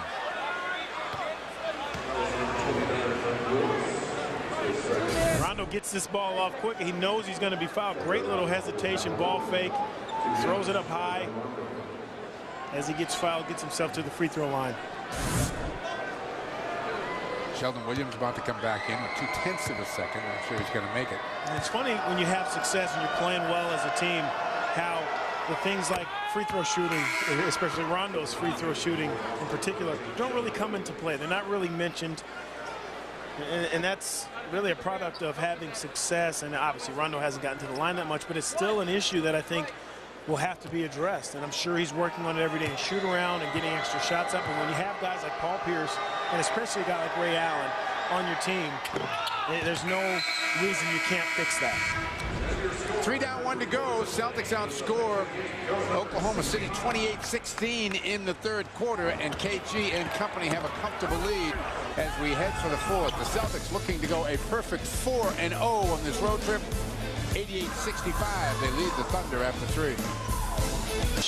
Here in Oklahoma City as we came in late last night from San Antonio. The same tonight. We'll be flying back out in about an hour or so as the Celtics look to head home, completing this 4-game road trip, hopefully 4-0. A reminder, tonight's Amica game ball, autographed by Tommy Heinsohn, will be awarded to a young Celtic fan and Celtics Hospital in Boston. Amica Insurance will also donate $500 to Children's Hospital Boston on behalf of that young fan. Amica, it's not just how you're covered, it's how you're treated. Let's check out the stats through 3. They're brought to you by Ace Tickets. Call 1-800-BY-SEATS. 59% shooting for Boston. The Celtics finally have the Thunder below 50. A +14 in the paint and a +11 in second chance points. There aren't many stats, frankly, that the Celtics haven't dominated tonight. 18-8 the last I looked. And it's now 20-8 in terms of assists. Celtics have Scal, Eddie House, Marquise Daniels. J.R. Giddens getting some home time. And that's going to be a kick. The number that stands out to me most are the turnovers. And only 9 turnovers for the Celtics. And a ton of passing. Guys have just really been moving the basketball. And at times you find this team, if they start to overpass, guys get caught in the lane. Guys might cut and they might throw it behind. But the Celtics have really done a job of taking care of the basketball. Durant with 29, 11 of 17. Giddens finds Daniels. Cephalosha there to defend. Daniels trying to clear a little space. Gets in the lane, can't finish. Rebound to Westbrook. Westbrook's out there with Cephalosha, Thomas, Green, and Durant. So the Celtics with 5 bench players on the floor. The Thunder with 4 starters. Durant, Giddens gets that job and gets a foul. And this is a tough guard for anyone, but especially a guy like J.R. Giddens, who's been sitting on the bench now a couple hours. If you think about it, he thought he got all ball there, but hit a lot of ball.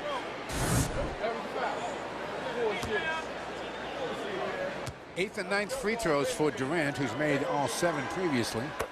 And when I look at Durant and you look at this face and his mannerisms, he reminds me of, and not the way he looks, but the look in his eyes. It reminds me a little bit of Michael Jordan. I see just a fire, you know, and he's got to figure out how to spread that fire. You know, MJ wasn't just a scorer. He wasn't as great a scorer as Kevin Durant is at this age, but he has that look. He has that calm and that presence about him. But MJ had it all over the floor, not just when the ball was in his hand. Marquise trying to go baseline. Throws it back out to Eddie House, 7 on the shot clock. Scal comes and sets a screen. Eddie off the bounce, takes it all the way in. A la Rondo, it doesn't work out. Here comes Westbrook the other way. Green thought about a 3. His shot was kind of an afterthought.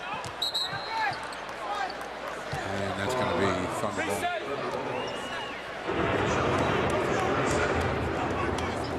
And believe it or not, Mike, these are the points in the game that Doc Rivers is paying the most attention. How are the guys on the floor, Giddens and Rasheed and Eddie House and Scal, how are they playing? Being up, having a big lead, not just letting the clock run out, but actually making good team plays. Marquise making a run at Durant, but too late. And the crowd once again starts to get in it, thinking maybe the Thunder can make a little noise here as they've got it under 20.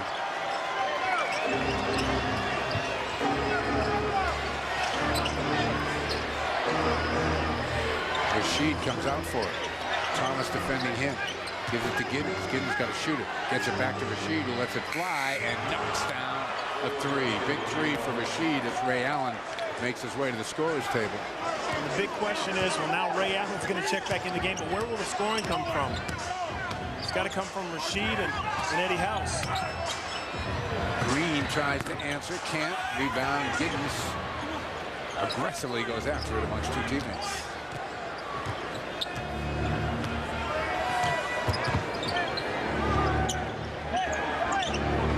Green on Scalabrine.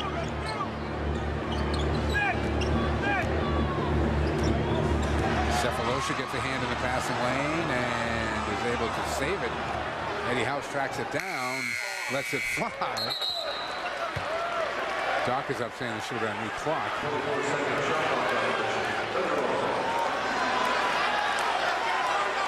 Cephalosha scooped the ball and saved it. That's what Doc is saying.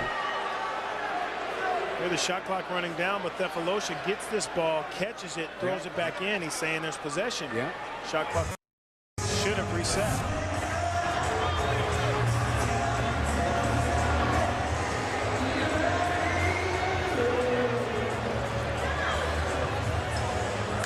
All right, tonight, Verizon, You Make the Call is presented by Verizon Wireless, America's largest and most reliable wireless network. What do you think here, Johnny? Does he have possession? Well, I think if he has the opportunity to save this ball and he's still in bounds, yes, it should be Celtic ball. Yep. Nice call, because that's what the officials have decided. That's tonight's You Make the Call, presented by Verizon Wireless, America's largest and most reliable wireless network. You're the Thunder when it's not going your way. It's just not going your way. Yeah, that's right.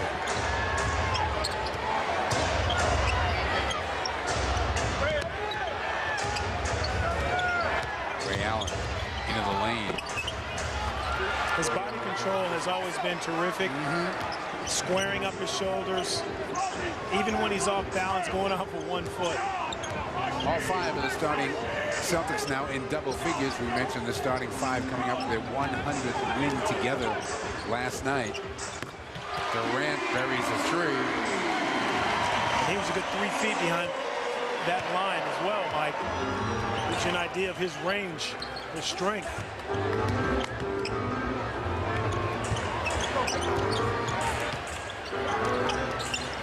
Ray with under 10 in the shot clock.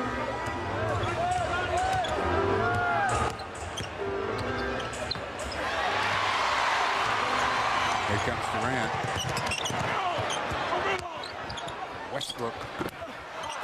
Eddie House with the miss. Durant right now has exactly half of the Thunder total. 36 of the 72.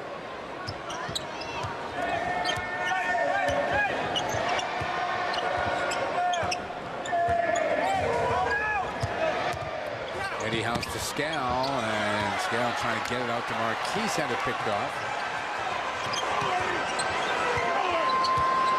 Westbrook will take it. Too much space there for Westbrook. You have a turnover on one end if you're the Celtics. You have to come back down and make up for that, get a stop. You cannot be off of a guy at 4 or 5 feet, especially when he can knock down shots. Rashid is calling for it on Thomas. Now they get back and get a better passing angle. Takes a fall away. No. Durant with his 5th rebound. Nice crossover. Offensive foul on Durant. Heads up play by Scal. Celtics doing the little things here tonight, stepping in and taking the charge on Durant right here. 7:09 to go on the Bigs. There you see it started in Miami. KG doing the job. Perk always doing it quiet, more quiet than anyone else, but they've been so consistent. And you understand that, yes, Rondo pushes the ball, but you need your bigs to take care of the paint, and that's exactly what they've done this entire trip. Eddie House off the catch, knocks down a 2. Much needed. Yeah, who are you going to find to score on this unit? You would think immediately Ray Allen, but someone needs to get him the ball. They need to get stops. They need to run some sets. Eddie in the passing lane picks off Durant's pass. Leaves it for Ray. Celtics will take advantage of the fact they can use a little clock here. Approaching the halfway mark of the quarter. Back to Sheed. Eddie again for 3 this time.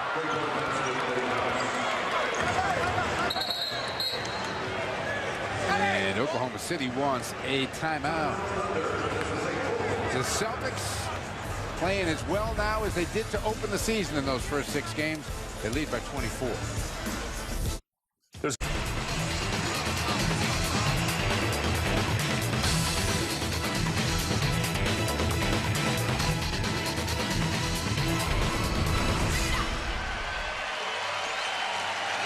take a look at tonight's game summary brought to you by Nissan and your Nissan dealers. Kevin Garnett, 23 points on 10 of 11 shooting, 8 rebounds. Paul Pierce lit it up early, 21, 3 of 6 from beyond the arc. He had 3 of 4 in the first quarter. Kevin Durant, everything we expected, but he doesn't have enough help to compete with the team with the talent the Celtics have right now.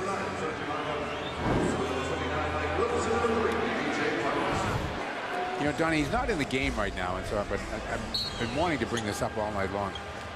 Tommy talks with good reason about Rondo and how Rondo has potential to be a Hall of Famer and a great Celtics, which I think all is very true. But the guy who gets lost with the big three around is Perk. And Perk just turned 25 4 weeks ago.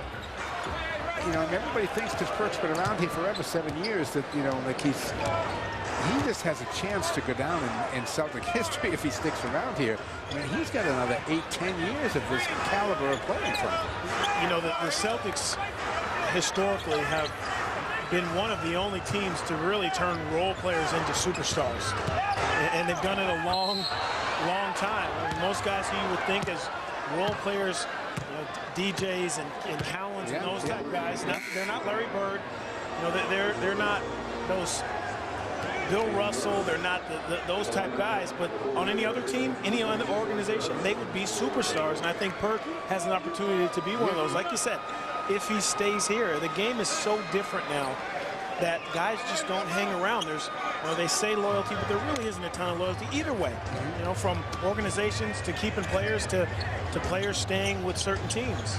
But you're absolutely right. But I mean, I could see us 4 or 5 years from now, it's going to be Russell, Parrish, Perk. Those are the three great centers you talk about for the Celtics over the period of about 30 or 40 years.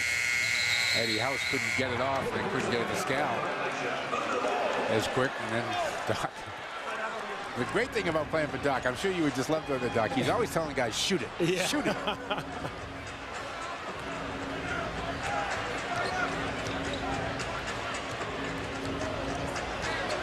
Sheldon Williams is going to get a few more minutes here. Lester Hudson's in the game right now. He's defending Harden, holding him off with the left hand. Harden with the size advantage there. Scal chases Harden outside, 3 on the shot clock, gives it up to Wilkes. And he knocks down a 3 right at the buzzer. 98-77, 21-point game as we go into 5 minutes to play. Celtics looking for the perfect 4-0 road trip.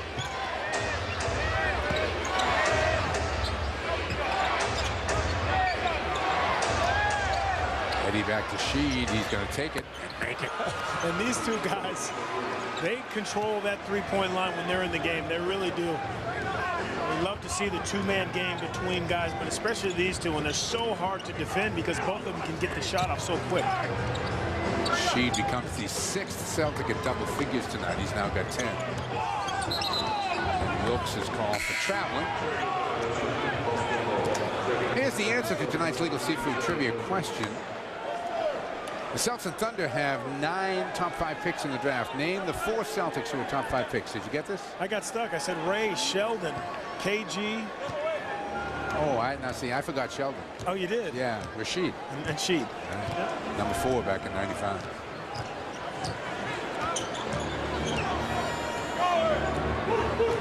You were what? You were only about like 14 in '95. Oh, we're actually Sheed and I are the same age. I said when guys like catch some slack here. When guys like Rasheed stop playing, the kids at UConn say, you know, why you still come up here and play? I said, well, one, I'm still kicking your butts, but when guys like Rasheed and McDyess and those guys retire, then I'll retire. I don't think you'll retire. No, I have a feeling you'll be in twice a week league a long time.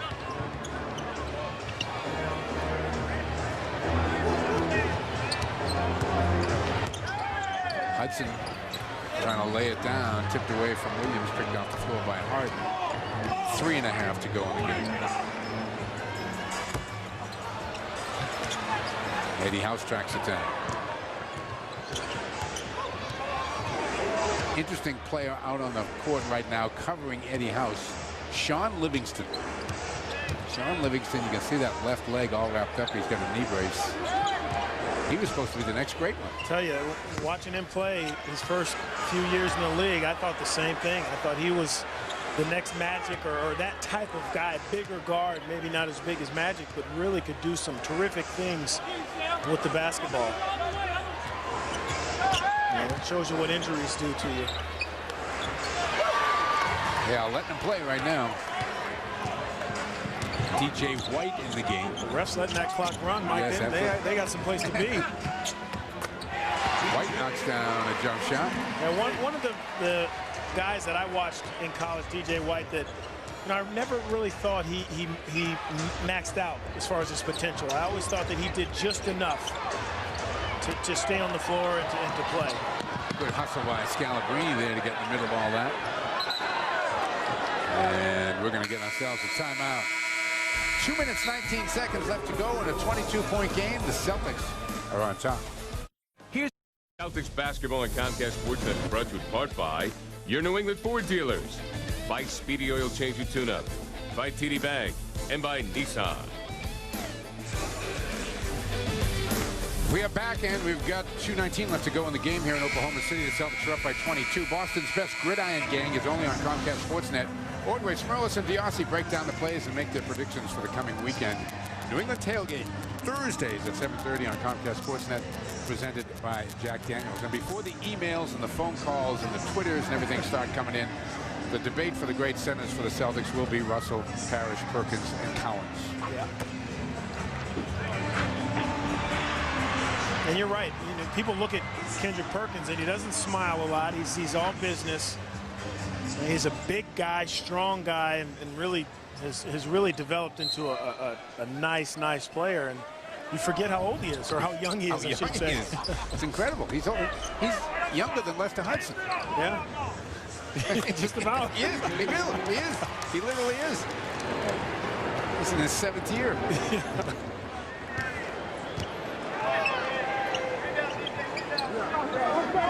Giddens on Livingston. Tries to take him to the basket, and JR will get himself to the free throw line. Tonight's NBA scores are brought to you by Klondike Bar with a thicker chocolatey shell. What would you do for a Klondike Bar? Shootout in overtime. Toronto wins 109-107. The Knicks, wow, the Knicks are on a roll. 114-107. They beat Atlanta tonight. Atlanta seems to have hit a little bit of a wall here over the last couple of weeks.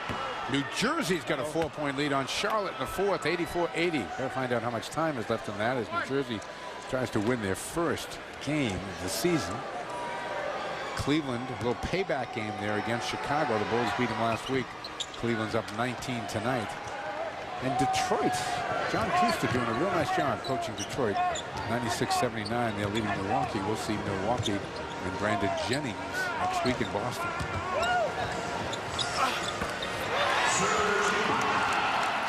Ibaka knocks down a turnaround jump shot.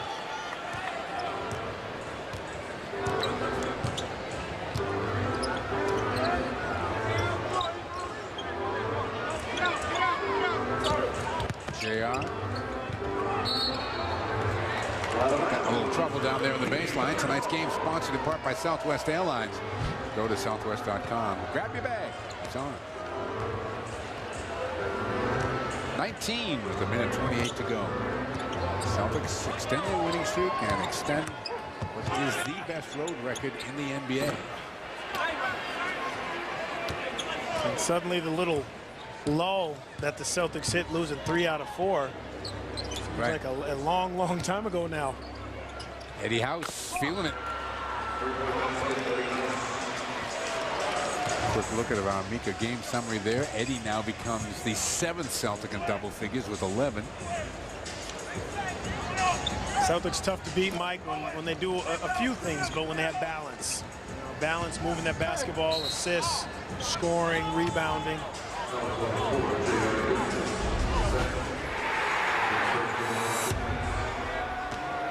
Well, time will only tell how good this team can be.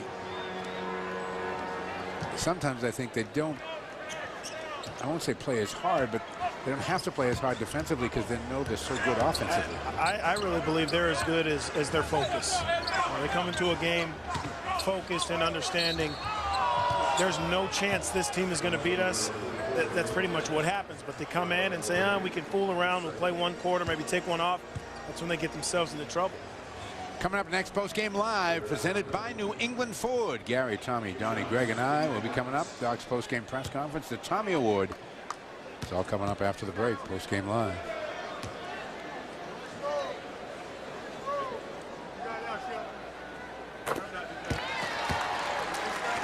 You look at this young team, Mike. The one thing Oklahoma City has going for them is they have a following. They are one of the best crowds in the NBA. They say that they draw an average crowd of 17,900 fans. That's 98% capacity. That's saying a lot, especially in this tough time, this tough economy, and really not a lot of fans really caring about or being able to care about professional sports. Well, there was an interesting comment made by one of the Oklahoma City guys I know. I'll leave him nameless. He said to me, he said, you know, Mike, we're 5-2 after a loss. But he said, then when you look at our record, you figure, what are we doing after wins? Yeah. Yeah, that's true. So they're learning, I guess, is what it comes down to. Top 3 scoring leaders are brought to you by Comcast Triple Play. Kevin, Paul is comfortably over 20. Rondo with 15. Again, taken over in the second half. Rondo finished with 15, 6 assists, 2 rebounds. Durant, I thought for a while he was going to become the first player since this group has been together 2 years ago. They got 40 against the Celtics, but he's going to come up shy. 36 points for Durant, Mike. You saw it there, and 0 assists. And only 5 rebounds. I'll let you judge. In 39 minutes. 4-0 is going to be the Celtics' mark on this road trip. Very, very impressive performance by Boston here tonight. Everybody thought this was going to be a trap game. Everybody thought that Oklahoma City was lying in wait here. And the Celtics came out. They smoked them early, and they never let them up as Boston led 90% of the way here. Doc has to feel good. Sheldon Williams making his return to Oklahoma City. And the Celtics go home with the best road record in the NBA. They'll need to keep it up. They're only home for 1 game on Tuesday night. And then the Celtics head right back out on the road again. And they will be in Washington, Chicago, and Memphis. Here's our SBLI conversation. Greg Dickerson has Paul Pierce. Paul, you had said to me last night in San Antonio, if you don't win this game tonight, it takes a lot away from the game last night, and it takes a lot away from the trip as well. Yeah, you know, when you have a long trip like this and such a tough one, you know, you get a good win in San Antonio and a tough place to win and lose this game. And it, you know, the trip would have been good, but it would have been great. So we want to make this a great trip and by getting the job done tonight. You scored all of your points in the first half, and then Rondo and KG got it going offensively. Really speaks to how versatile this team is offensively. You don't go and score in the second half, and you still walk away with a win very easily. Well, I wanted them to get all the attention on me. I'm like a decoy. So in the second half, they thought I was going to come out, be real aggressive, and that's when the other guys smack you around like KG and Rondo, when the focus is all on me. And that's the versatility of our team. You know, it's fun because I don't have to do it all game, and we got so many guys that can step up. Of all the things that have gone on that you've liked during this road trip and during the 7-game winning streak, what sticks out to you the most? Well, our defense has finally come back. You know, we won some games early in this streak, but our defense still wasn't there. But I like the way we played, especially in the last 3 games defensively. We were able to hold teams, keep them under 100 points, and also score ourselves. Thanks, P. Appreciate the time. Paul Pierce, 21 points for him tonight. Tonight's courtside conversation brought to you by SBLI. Just a quick conversation with an SBLI life insurance expert can get you started on protecting your family with dependable coverage they need. Call or visit SBLI.com today. Celtics, a perfect 4-0 on this trip. They've won 7 in a row. They beat the Thunder tonight, 105-87. We'll wrap things up from the Ford Center in Oklahoma City next. You're watching Celtic basketball on Comcast Sportsnet. Thanks a lot, Mike. Kevin Garnett on this road trip is shooting over 70% from the floor. That is just outstanding. That is Tommy gun-like numbers here, Tommy. Got to be happy. A great way to finish out this road trip, Tommy.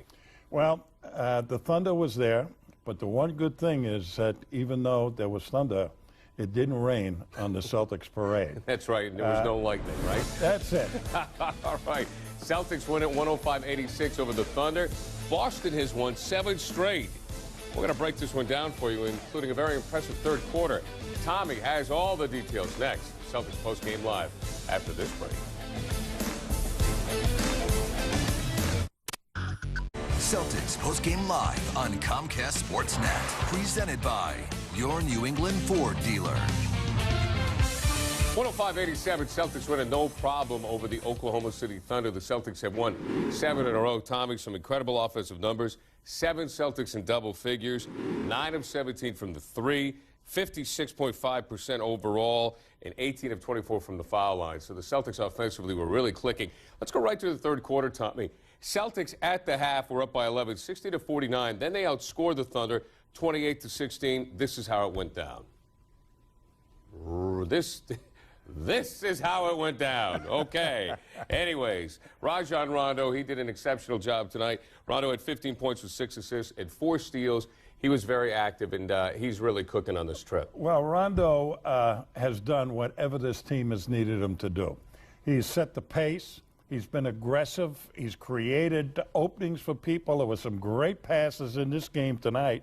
But this trip was Rondo's just bravura performance. What okay? a word. Outstanding. Was that good? That was very good. Okay. Yeah, Donnie can't use that words rating. like that. No, he can't. Yeah, okay. It's Holy Cross versus UConn. You know what I'm saying? But also, here you go. Let's take a look at that third quarter here, Donnie. And we see Rondo right here looking for Perk. He doesn't even see Pierce. And Rondo laying off a Perkins pass will make it 62-51. Nice job right there. And Rondo doing the job again, getting the ball inside, which you liked. We'll take a look at this. It's coming right up here. Watch this play here. He's left alone. They forget about him. See, when you start forgetting about Rondo, he now knows where to go to get open, which is underneath the basket, and he gets layups. Ray played very effectively. Pierce, who was sensational in the first half, did not get his game cranked up in the second half, but Kevin Garnett and Rondo really were the big guns here. There's a tip by Rondo on the missed Perk shot. So this guy was all over the place. This is our favorite play coming up right here with Rajon Rondo. This is it. This is when you know how smart he is. Taking it to the basket. That made it 85-61. Celtics well in control of this one. Again, Rondo finished with 15 points, 6 assists, and 4 steals tonight. But one of the combinations we saw working, and one of the reasons why KG had 23 points, was he was really clicking with Rondo. And for KG on this road trip, he led the Celtics in scoring 3 of the 4 times. And again, shooting an incredible 70%. What is it about Rondo and KG? They just seem to have this chemistry on the floor. Rondo gets each player his shots. And this particular play right here was just sensational. I mean, he set that up on the dribble. As soon as he saw the big guy go, he knew that Garnett was going to be open. Look at that. Just lays it down there, hits the ground with it, comes up. Plenty of time for Garnett to see the ball. Pretty. And that's as easy as it gets. And Rondo is just dominating people when he penetrates. He's got eyes in the back of his head. But when you have a big guy that loves to run the lane like that, it makes your job so much easier. And Rondo's always looking for the alley-oop with KG. Well, one of the things that we talked about at halftime was them coming out and really getting the game going again, putting their foot on the accelerator. And they certainly did do that in the third quarter. And that's what you want to do in those circumstances. Never let that home team think they're in it. Never let the fans of that home team think they're in it. Well, let's take a look at the inside play. This is something Tommy has been preaching here while he's been in studio during this road trip, is start inside and then work your way outside. Yeah, watch this now. Here's KG's really marked shot. He's terrific with that fall away. He's got his legs back. But down inside, they go to Perk. And watch this move. And they're all trying to draw charges on Perk now because he's got all these little spin moves. And watch this. There is a penetration, kick out, wide open Ray. And he ended up getting to the free throw line, too, on that shot. So the Celtics with a terrific win tonight over the Thunder, and they finish this road trip at 4-0. All things working well offensively. And then a good thing is they come back, they get a nice break before Milwaukee comes to town on Tuesday. If you're Doc, what do you work on in practice over the next couple of days? Well, I give them a day off, absolutely, when they get back tomorrow, and maybe even Sunday, because this team now is really in sync. and they focusing and they understand what they have to do. I think everybody's got a good sense of what their role is, particularly guys on the bench. Eddie House is playing the point guard spot. He's the only wrinkle right now in that I don't think he feels comfortable playing that point guard spot because he can't find a shot when he does that, coming off picks. He's not confident enough to really go up after he goes by the pick to get the jumper off. But I think right now that second unit, it needs a little more tweaking. Maybe they'll work on that at practice. All right. Well, speaking of practice and speaking of the coach, here's Doc Rivers. And, you know, they just set the tempo for us the entire game. You've talked about not seeing a lot of 48-minute ball games. Is this as close to one you've had all year? Yeah, it was good. I mean, I thought we had actually a couple of them on this trip. I thought the Charlotte game, we couldn't have played much better. I mean, we really shot the ball well. I actually thought they defended some of the shots pretty well, and the ball went in, and that happens. I thought Rondo's start of the third quarter was huge for us. You know, this is the best so far this year that our starters have played, because our starters have been as inconsistent as anyone. And I thought them collectively as a group played extremely well. 9-1 on the road. Can you explain the success at all that you've had? No, we don't even, you know, I don't care or count. I just know we're playing well on the road. And, you know, hell, I just want to play well. I don't care where it's at. If it's on the road, then if we're playing well, I think we have a chance to win. If we're playing well at home, we have a chance to win. You know, that's the way I look at it. I don't really care where the venue is at that much. Has there been any one thing that has kind of stuck out to you during this road trip in general? Our defense, you know. Is it back to where you thought it could be or where it was at the start of the season? No, it could be better. We know some things we need to work on. There's no doubt. You know, they in the first half were shooting 50% now, and we had a lead, but we can't allow teams to shoot that high of a percentage. In the second half, we were better defensively, but it is our defense. It's what's allowing us to win. Our offense has been pretty good all year, really, you know, percentage-wise. But our defense has got to be great for us to be a great basketball team. And then we got to rebound. I thought that we really did that well tonight, too. What did you think of the job you did against Durant? And then what did you think of Durant in general? Well, Durant's awesome. I mean, I'm telling you, he's going to be he's going to lead the league in scoring very soon. And he's going to lead this team into the playoffs very soon. You can see it coming. He's really just difficult to stop. I will say this, Paul in the third quarter is the best defensive job I've seen in a long time. I mean, he took the challenge. We challenged him at halftime, and he took it. And, you know, I thought his leadership was the difference in the third quarter for us. Doc, you see a little bit of a turning point in the last few games, this team? Well, you know, again, in spurts, yeah. We're playing better. I said that before we left on the trip, that you can see it coming. We're playing better. Will we want the playoffs to start today? No, we have to be better, you know. But we're happy where we're at, for sure. Doc, for us that only get to see you once every great while, considering where you were 2 years ago, where you were last year, you think you're back close to showing signs of where you were 2 years ago? Well, I think our mindset is back for sure. I don't think, you know, I don't try to compare us to any other team. You know, last year's team, I never thought, I said it all year and no one wanted to hear it, but I never thought as good as our record was, we were that good. I didn't think we had the right mindset the entire year last year. I thought we just had too many things going on. 2 years ago, we had a one agenda team, and that was to win the title. I think this team has that same thought process. There's no other stuff going on. This team is focused on winning. That doesn't mean we're playing well yet, but we are focused on one thing, and that gives you a chance to be a good team. A little more about that third quarter, KG and Rondo. Yeah, KG and Rondo offensively were great. Paul defensively.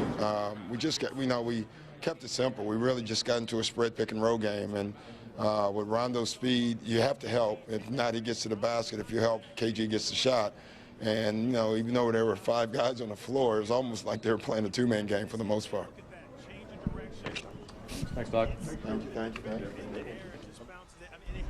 All right, there you go. Thanks a lot, Doc. 105-86, Celtics over the Thunder. Again, the Thunder now only a game above 500. 36 points tonight for Kevin Durant. He didn't get a lot of help. Only 2 players in double figures. Westbrook, the other one. Oklahoma City for the Celtics. Everybody was scoring. 7 guys in double digits. They are 16-4. They've won 7 straight. The Tommy Award is on the way. injury, you have no feeling whatsoever but feeling good, that's when you're over it. I think KG's at that point. I think the way he's playing, the way he's running, no one's mentioning him limping anymore. He's not thinking twice about, should I shoot this jump shot, should I stay outside of the paint? He's finishing a lot inside the paint.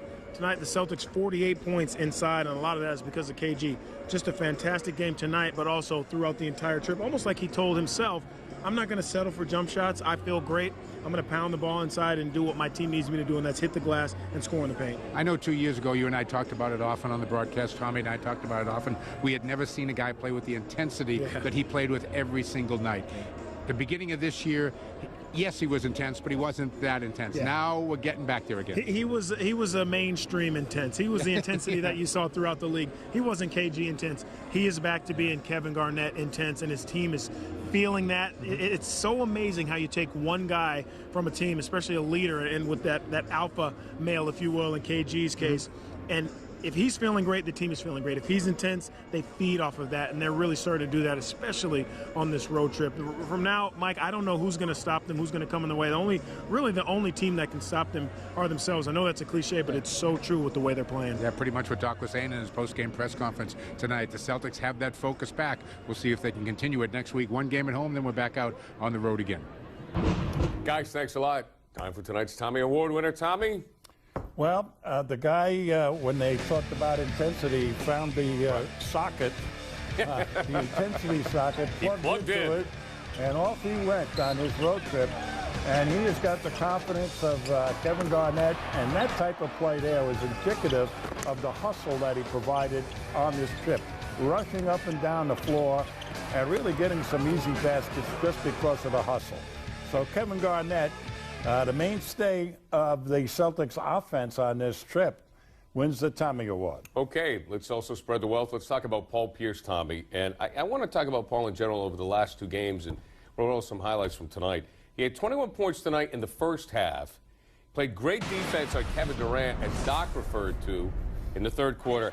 Last night he played 37 minutes, held Richard Jefferson to 6 points. Tonight he played 27 minutes and really got the Celtics off on the right foot. What are you seeing from the captain here over this road trip? Well, I think he has done exactly what needed to be done when it needed to be done. Now, he has become the consummate leader also, in that he was always the leading scorer of this basketball team, and he's just playing all-around basketball now. Points mean nothing to him. What he's talking about is key baskets to help his team win at crucial times, because he's a terrific one-on-one player. But he also takes the challenge defensively, and he had a heck of a challenge with Durant tonight, because Durant really has got an arsenal of offensive moves. So Paul Pierce, you know, when you look at what he does, you really don't always see in the stats his worth to this team. And also some great legs from Paul Pierce tonight, considering how much defense he had to play last night. Now let's talk about the young fella in Kevin Durant. And Doc said that he is going to lead the team to the playoffs. He is going to lead this league in scoring, I should say. He's fourth in the league right now, 36 tonight. What did you see from him tonight? I saw a guy that's really got all the equipment necessary to lead the league in scoring. He's got an outside shot. He hit a three from about 2 or 3 steps beyond the arc. And this type of shot there, he's going to his left. He lets the defender go by him and then just kisses it softly off the glass from about 10 feet. Now, this guy has got the medium range game, the outside game, and the inside game. When he gets underneath, he is pretty nifty down on the box. But when you look at this guy, he's just beginning. He's a kid. He is exciting to watch. You know what? He's not screaming to get out of Oklahoma City. He loves it there, and they love him. So, you know what? Maybe this is a match made in Midwestern heaven. Let's check out the New England Ford Dealers Tough Play of the game. Rajon Rondo, one tough player. And Rondo tonight, 31 minutes, 7-11 from the floor. Finished up with 4 steals, 6 assists, and 15 points. Rajon Rondo, the New England Ford Dealers Tough Play of the game. New England Ford invites you to drive one. 16-4, the Celtics, they win at 105-87 over the Thunder. We're going to hear from you via the live chat at csnne.com. Coming up.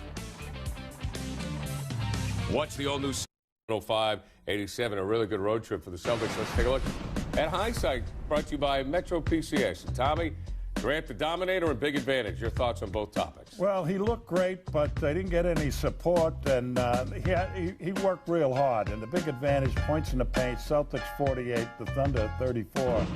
But they dominated there rebound-wise, every part of the game defensively. So the Celtics really played to their big men. All right, you want to talk with Tommy? Check us out, live chat, csnne.com. This is Jimmy in Worcester. He says the past 5 games, KG and Perk have shot very well. Have the Celtics ever had such a strong duo? Well, Kevin McHale and Larry Bird weren't too bad, along with Robert Parrish down there over the years. You know, in the era of Dave Cowens and Paul Silas, they were pretty tough, too. So I'd have to say there's been other people that have played effectively, but these guys right now are really probably the top 2 guys playing together effectively in the league. Maybe the Lakers with Gasol, but Kobe has to be involved in that match. All right, let's go to Christian Wilburn at csnne.com, the live chat. Do you attribute the Celtics' success to Garnett's return or a full team effort? Well, Garnett is such a central part of what's happening, both spirit-wise and skill-wise, that if he's 100%, you're going to get he's going to uplift the team. So the full team right now is really playing great. The bench still needs a little tweaking to my way of thinking, but they're plenty good enough right now. 21 points for Paul Pierce tonight. The captain spoke after the game. You know, we don't get excited because it's a 7-game winning streak. You know, the whole goal for us is to continue to play and get better. You know, we learn from wins, we learn from losses, but throughout the course of the season, we're trying to get better, and I thought we got better on this trip. We were asking Doc out there, the fact you're 9-1 on the road and you are building some early season momentum, does it remind you a little bit of the early part of the 2 years ago that you guys are at least building something early? Well, you know, I really haven't thought about it like that. You know, it's a whole different team. You know, so we're just trying to do the things to make us a better team. You know, defensively, come out here, be a tough-minded road team. You know, that's the characteristics of our team, man. We're a defensive unit, and definitely we're showing the characteristics of a defensive team, and that's what we're built on. That's what we've been built on over the last few years.